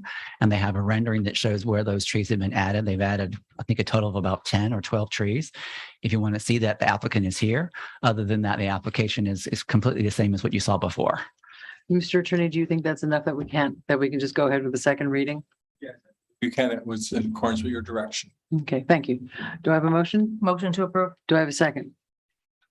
Yes, I'll second it. I wouldn't mind seeing the picture. Yeah, same here. Okay, let's see the Could you picture. turn on your mic, Vice Mayor? Can we see the pictures of the trees? And they're here, going to show them right here. Can have the board to show you. But Okay. you can pull it up as well. Well, it's not the pictures of the trees, but it's. Right. Well, you know what, sort of. That's different. Yeah. Yeah. Okay, thank you. Nice, thank you. Yeah. Okay, well done. What are the trees out of curiosity? The ones in the parking lot? The ones with leaves. They had a conceptual landscape plan, and so the small tree types were a list of trees, which included all native species, as we asked, which would be pigeon plum, geiger, or something like I think a Sims. No, we said no crepe myrtle. It's a crepe myrtle, it's Dahoon holly. So those kind of things. And those are for the ones in the parking lot? Yes. Do they make shade or are they bushes? Well, no, they're trees. The only hitch, I love it that you emphasize the native plants. Pigeon plum is a very tall, narrow thing generally. Dahoon holly spreads a little bit, but not much. You might look at ones that are going to be more spreading, so you get more shade. Yeah. So, Yeah, they were limited because these were in the landscape diamonds. So what the size of the tree and what they could put there in the native was limited. So that was the issue. That there's other trees in the parking lot, but these were entire trees. So these were the smaller trees. I guess push it as much as you can for spreading ones that'll give some shade. And me personally, although I'm, you've got several Mr. Native plant people here, shade in the parking lot, I would be willing to trade something that gives better shade for non-native too. So prefer native and shade. Oaks would be an obvious, but there Yeah, might be other maybe, things. can we maybe have a discussion about our trade-offs between the different tree types and shade and natives and all of that stuff at some point? Like right now? No, not Oh. right now. But I'm Like, saying, are we doing this now? I agree with, this isn't related to here, but Yeah, I wanna do that I too. agree with Commissioner Yeah. McCoy, Yeah. that I love natives, but I also think drought resistant or other hardy trees Yeah. that might provide other things that we're looking for. We can be a little nuanced in our the way we go about these things. Yeah, I drove up Federal to West Palm and down Dixie, and the shade there, when they planted those trees like 10 or 15 years ago, had we done that, Dixie Highway would be a much prettier place, but we didn't do that. So I tend to agree with that. Big shade. Okay, so Before you continue, I just had a little conference with Aaron, it's William Waters, Community Sustainability Director. Since the tree island trees are not going to meet their native tree requirement, they're extra trees because they were meeting their landscape requirement before. You can give them the option tonight to allow those trees to be native or non-native, and we'll work with them to come up with a species that provides as much shade as possible. sounds like a plan. Fabulous. So you'd have to amend your motion. Okay, so the motion would be, Amend my, whose motion? It's your motion. I You're will gonna amend my amend motion. Commissioner Leggett's motion for. oh, Mr. McVoy. He's gonna amend my motion. Go for it. I amend my motion to reflect Mr. Waters' direction in helping pick out species of trees that are not just native, but native or shade. built. Maximum shade. Can I amend my second? Yes, you can amend your second. I do. All in favor? Aye. Thank you very much. Sorry. We're good. That was cute. You're like, I'm amending. No, I'm not. Next is item B, which is a resolution adopting the final assessment role for non-ad valorem assessments levied for chronic nuisance services and directing that such final assessment role be certified by the Palm Beach County Tax Collector. Do we have staff presentation on this or just a motion to approve? There is no formal presentation, but I can try to answer any questions you might have regarding the remedial services assessment role. Essentially, what this is a list of people who have incurred fines for chronic nuisances, and this levies the against. This is costs the city has incurred to do either board ups or lot clearings, and those have not been paid by the property owner. So it's a process through chronic nuisance that those unrecouped costs can be placed on the tax roll, and this would be effective on the tax roll coming out for 2023. Okay, yeah. When does that, do we know, it's not a pop quiz, but do we know when that contract comes back up for the lot clearing? We normally have to do updates or continuances on all of the contracts as part of each fiscal year. I think the one for lot clearings was a piggyback under West Palms, which was a 3-year contract with 1-year extensions. I think we're in the first or second year of it. I can get back to you on that. Yeah, how many businesses, how many different firms do we use? Well, we only have one that does lot clearing and one that does board ups. When the city advertised its own RFP, no one responded, and that's happened twice. Okay, So thank that's why we have a piggyback with West Palms. Okay, thank you. Do I have a motion? I have a Oh, question. I have a question. Commissioner Malega. I support this fully because of somebody who used to call when I was just a community member on the lots. It's unsafe, first of all, when you have kids that pass through high grass as cut throughs to get to schools and such. I do want to make note that I sent an email to our CM last week in regards to this resolution. And here's the thing. I just want us to be good, set the example, right? Like we have many lots in the city that we need to do a better job on as maintaining. So we hold ourselves to that same standard, right? So I just want to make sure that we're mindful, and this isn't you and your department, Mr. Waters, but we need to be better stewards of the land that we have and set the example for everybody in our city. So with that, I make a motion to approve. Have a second?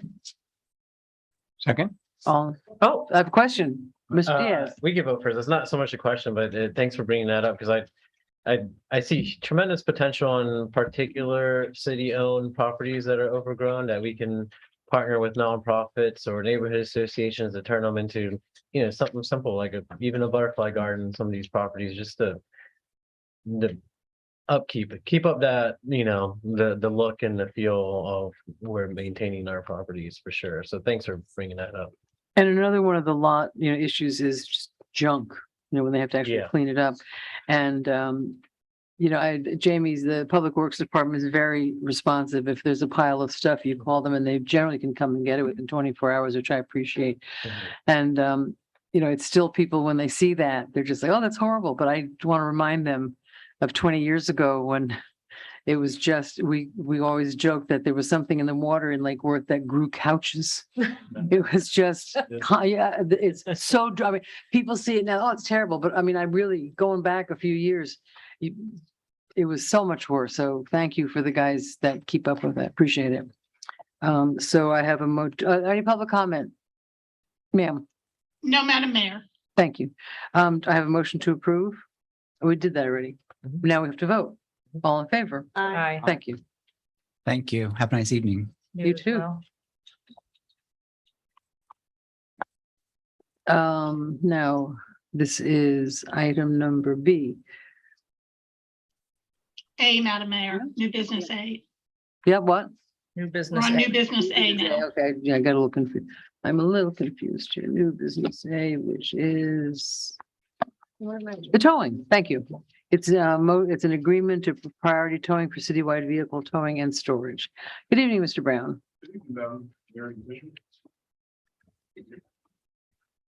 Hear me now? Yes. All right. Good evening, Madam Mayor and Commission. For the record, Jamie Brown, Public Works Director. It was tow time once again. So we did. But this, IFB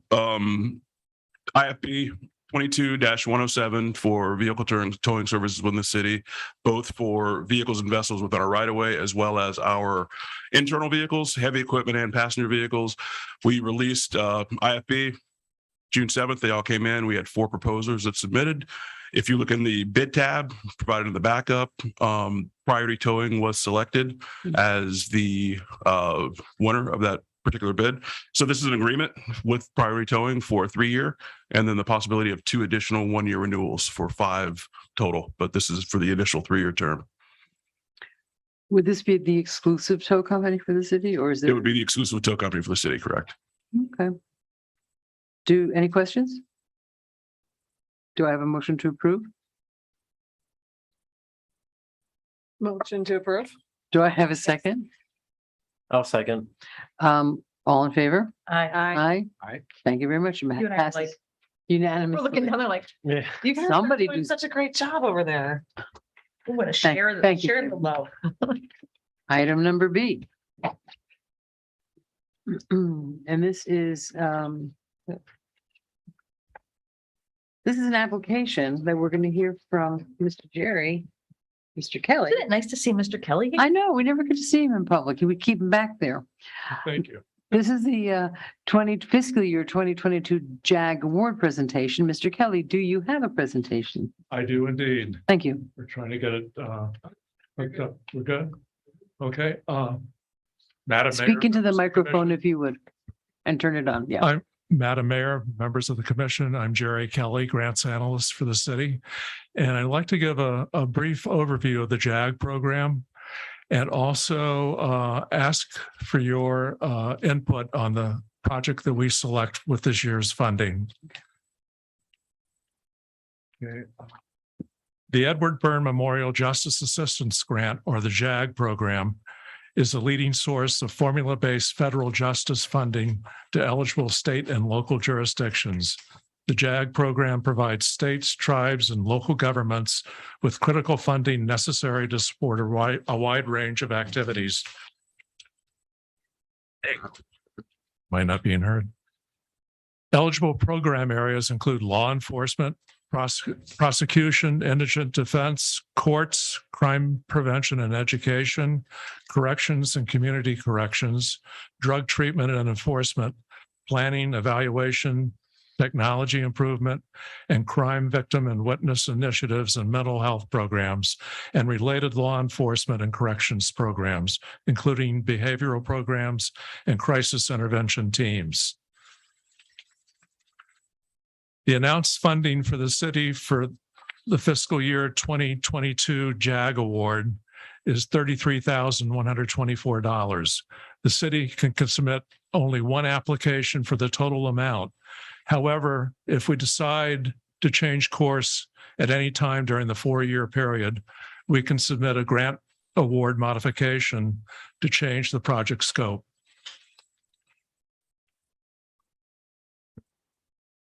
With the current funding that we still have unspent, the city is using funds from the fiscal 2020 JAG award, and will be using funding from the fiscal year 2021 JAG funding for the to continue the out-of-school programs, which have added a literacy component and are now being conducted at the city's municipal library. And this is an eligible prevention and education program under the guidelines for the JAG program.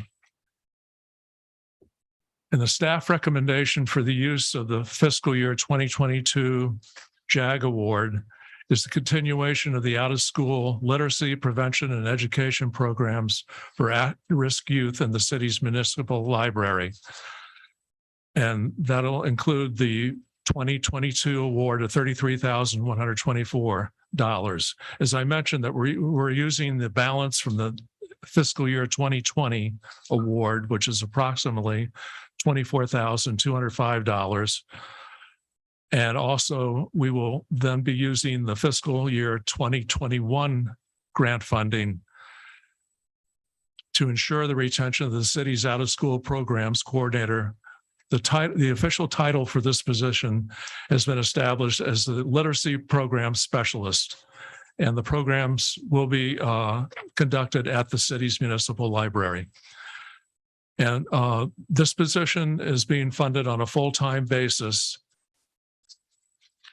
And we do have an actual body in that position. She was just recently hired. Her name is Olivia Simkus.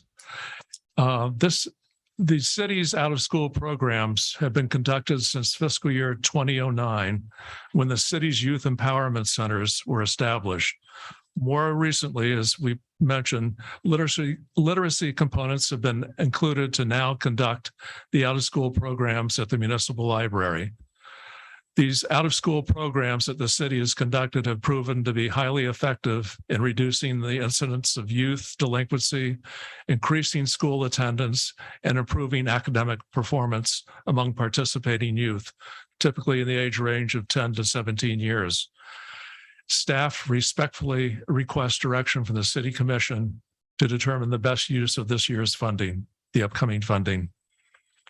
Thank you. Thank you. Thank you. Mr. Kelly. Any comments? Commissioner Malega? I love the program. I love JAG Award.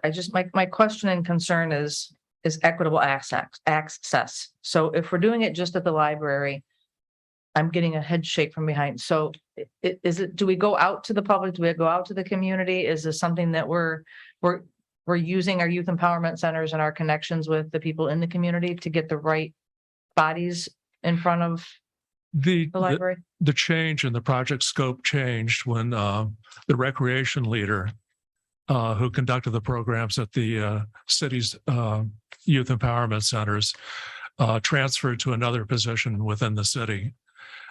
So we, through Lauren Bennett, came up with the idea of adding the literacy component to the program. Okay. And there are certain modifications that were done to the library to accommodate the program. So, hang on, Lawrence, you want to say something? No, Lauren doesn't want to say anything. She didn't want her picture taken earlier. She doesn't want to talk today. She's being So shy. shy. So the position is housed within the library, and obviously we made accommodations to the library to have. Is your microphone on? Programming. all right. Can you hear me now? There we go. But the intent was never for the person in that position just to stay solely in the library. We're trying to actually get the library out to the people. We're going to reverse it and bring the library out to the community, because not all of our at-risk kids can come to the library, and we know that. So it's intended to be spread out as much as possible within this person's, time frame within the city. Of course it is, because you're at the helm. Yes, motion to approve. Do I have a second? Yeah, you do have a second. I was just going to ask, is the 33 or 34, that's per year? That's per year, yes. Good. And that will, the funding that we have available will probably continue funding this position through 2025. Great, That's awesome. great. Thank you. Thank you. Thank you. Thank you to Lauren. Thank you to Jerry. Did I get a second? A second. Oh, you, okay. All in favor? Aye. Aye. Thank you very much. Thank Appreciate it. you. Good news. Always like Thank to hear you. good news. Now we have item C, which is the First Amendment to the Fusion Mini Grant Interlocal Agreement. And someone's going to tell us what that means. I'm back. Good evening. This is actually just an amendment to our current interlocal agreement where PBSO would like to give us more money. So Motion to approve. Motion to approve. Do I have a second? Second. All in favor? Aye. Thank you. thank you. Brilliant job, Miss Bennett. Brilliant job. You should start selling cars. All right. Thank you very much. Thank you very much. We Thank appreciate you. everything you do, Mr. Kelly. I love when they bring us free money. I love when they bring us money. City Attorney's Report. 8:30, we're gonna do it. Couple items. First, I just want to give an update on where we are in various ordinances that we've been talking about. So the smoking ban ordinance has been drafted. It's been sent over to PBSO for their legal department to look at it because they're going to be enforcing it. So that and their attorney's out till next week, so that'll probably not make it until probably mid-August agenda. The drone ordinance is almost finished being drafted. The what ordinance? Drone, Ordinance. dealing with the drones and the oyster catchers and Oh, you're good. so good. essentially, it's going to be restricting or prohibiting people from launching from public property, from any of City of Lake Worth Beach property. So you can't launch from the golf course, you can't launch from the beach. So What about if that's- a city wants to do it for their own purposes? Well, did you want us to put an exception in there? We have to. Yeah, I mean, Okay. we do that. We have been there with the. Right, But okay. weren't we seeing issues at that time? Yeah, I mean, that's, I think if we want to look into that, you probably have to look into it pretty carefully because the oyster catchers are on the Migratory Bird Treaty Act and they are protected. And if, I'm not sure we could exempt ourselves from that kind of Okay, well, issue. well, now we will look into that. Yeah, because and you know, to put it into perspective, how popular some of these islands are with birds. Tarpon Cove, which is the one that you see, you know, if you're driving up Flagler and West Palm and you're along the lagoons, one of the newer ones, the bigger ones. Just put out their report that those islands themselves have upwards of like 250 nesting birds. That's something like fabulous. that, of like least terns and protected species. So the whole thing about flying drones and daring to raft race, I Okay. mean, we were. So you're saying more than just can't do it on a public property. You're saying talk to the other jurisdictions about flying over the islands. Well, we just want to be careful because like during a raft race, an oyster catcher was clearly stressed out by the drone. It was flying around trying to attack it and whatnot. And those birds are tremendously protected. Right. So, you know, we just want to make sure that if So I think the we're question, flying a drone, We are we don't getting want flying. to subject ourselves to. right, are we accepting this, exempting the city or not? What I'm hearing is I that's the think- debate.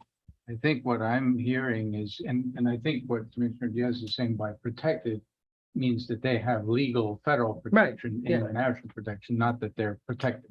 Right. We need to protect them from the drones. I would actually be inclined to say the oyster catchers obviously don't care whose drone it is, whether it's the city's drone or a private person's drone. It's a problem either way.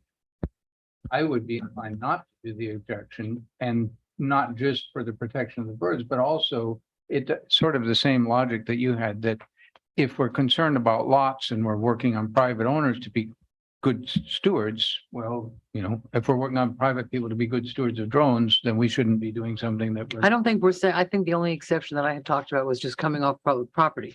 I think whatever jurisdiction we have to regulate this, I think we're talking about keeping the drones away from the islands. And I don't care where they come from, where they're launched from, but keep them away from the birds. But those birds will fly a good distance Mile. when they hear a drone. When I do monitoring work on those islands, and you know, and keep in mind it's seasonal too. The birds go away after a while. Let's But- work on this some more. Yeah, because Okay. Can you talk to Glenn and yeah, because finish this a little bit? basically, I'm just highlighting like if we're flying a drone, if we exempt ourselves and fly the drone, the bird is still Yeah, we don't want protected. to So harm the birds. Right, what I'm hearing is if Yeah. we're going to exempt ourselves, we have to exempt ourselves only during periods when those birds aren't in the area. For instance. My suggestion would be this, and correct me if I'm wrong. Find out when the important dates are, okay? Mhm. Use that as a time frame. No one can go near with a drone during that time. Nobody but the city can launch from the city property at any time, No one but. but the city, So you're right? giving Right, us- that's the one exemption. But the city has to follow the same rules as anybody else about protecting the birds. You know, I don't see us exempting ourselves from that.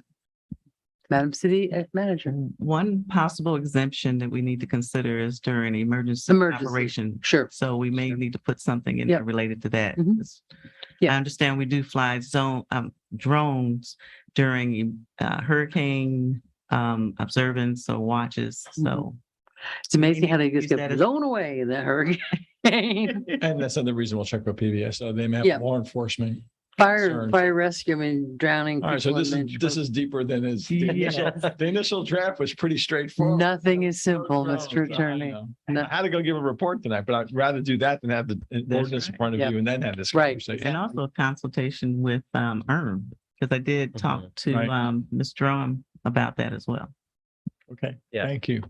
So are we, just to make sure that we're giving clear direction to Glenn, are we as a commission in agreement on an exemption for the city, or do we not think that's a good? Only for the only exemption that I'm proposing is that the exemption for launching off of city-owned property. Nothing, no exemption for what happens up in the air,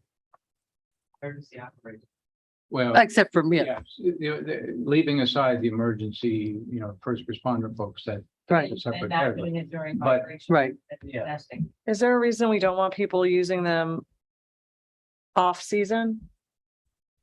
If the only issue is the birds, why are we launching them when the birds are safe, but the public's not allowed to? Or is it just a hard thing to?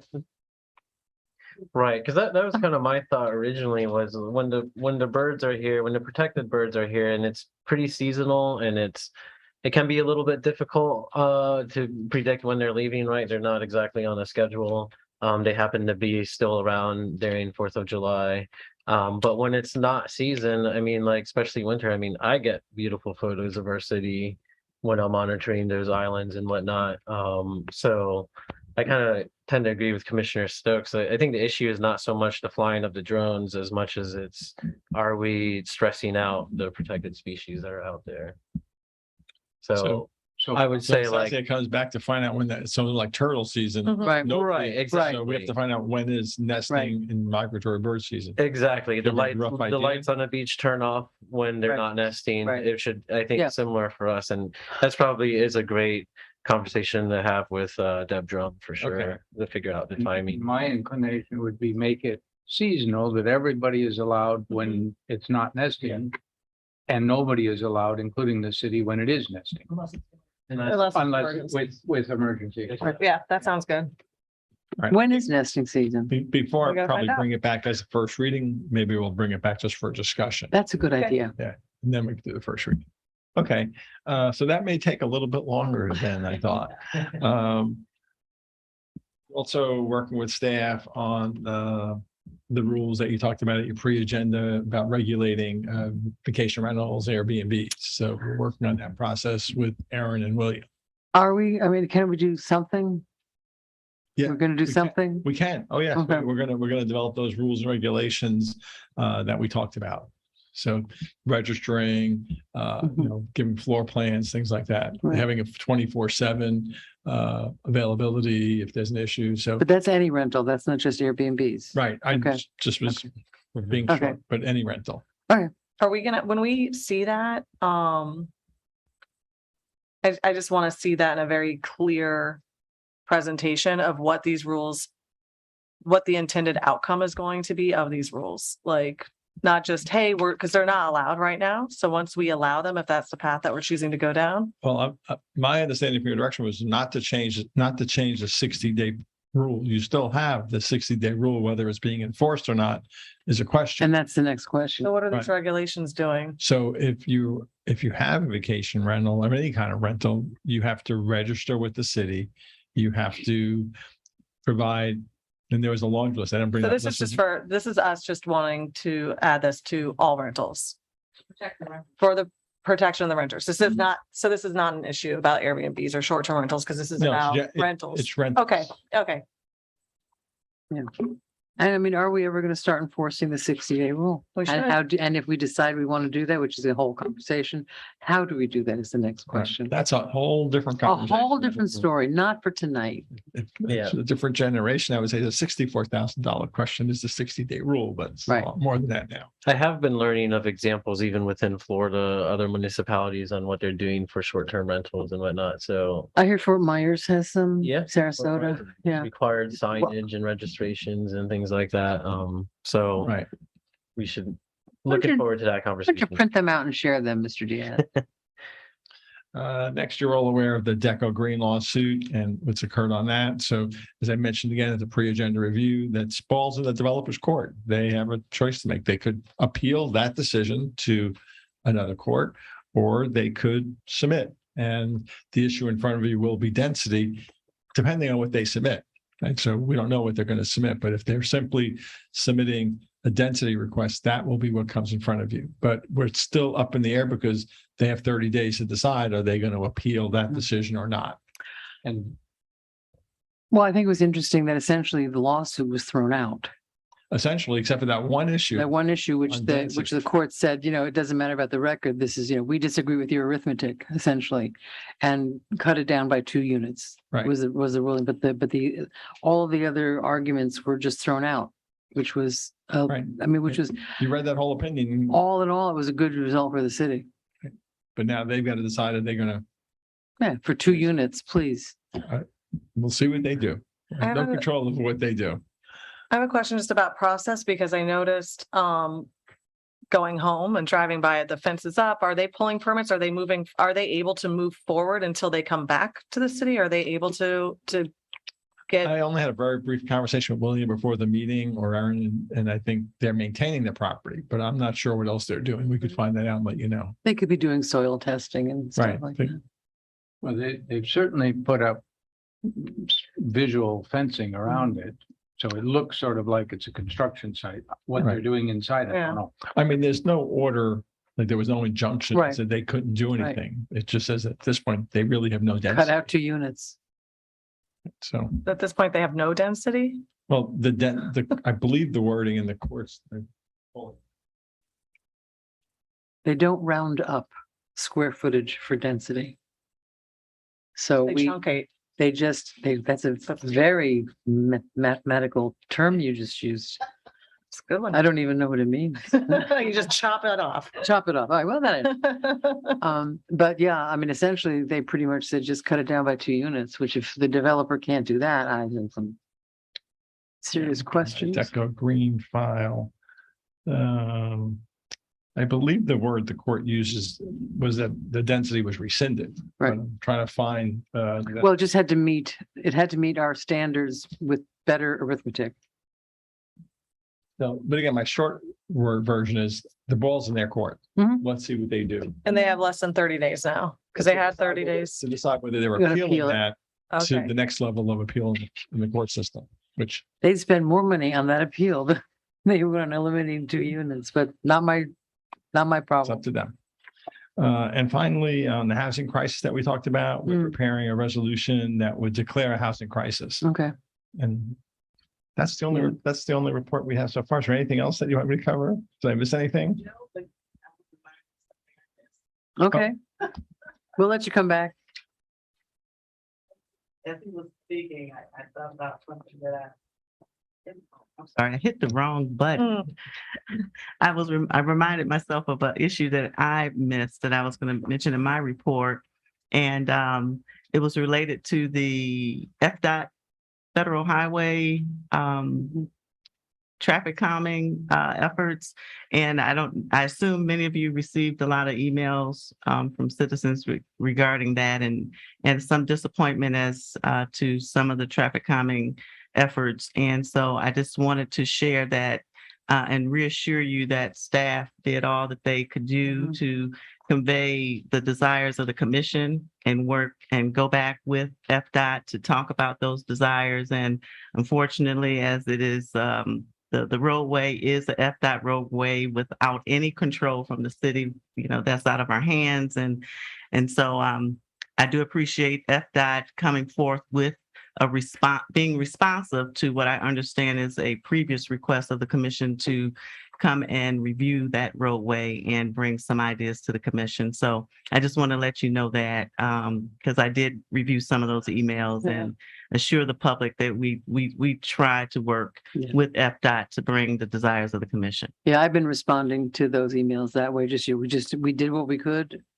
We had some great ideas that were rejected and we have no jurisdiction. So That's on my to-do list to respond to those. Yeah. But it also, it's not our road and it was a resurfacing project. So I think there might be some misunderstanding in the community that we were opening this whole big road design, Right.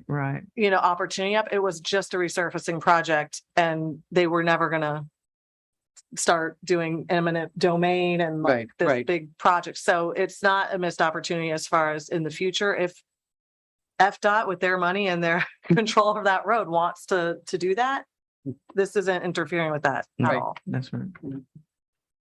Okay, thank you. Thank Anything else? Do I have a motion to adjourn? Too early. It's 8:21. Motion to adjourn. Second, Second. all in favor? Aye.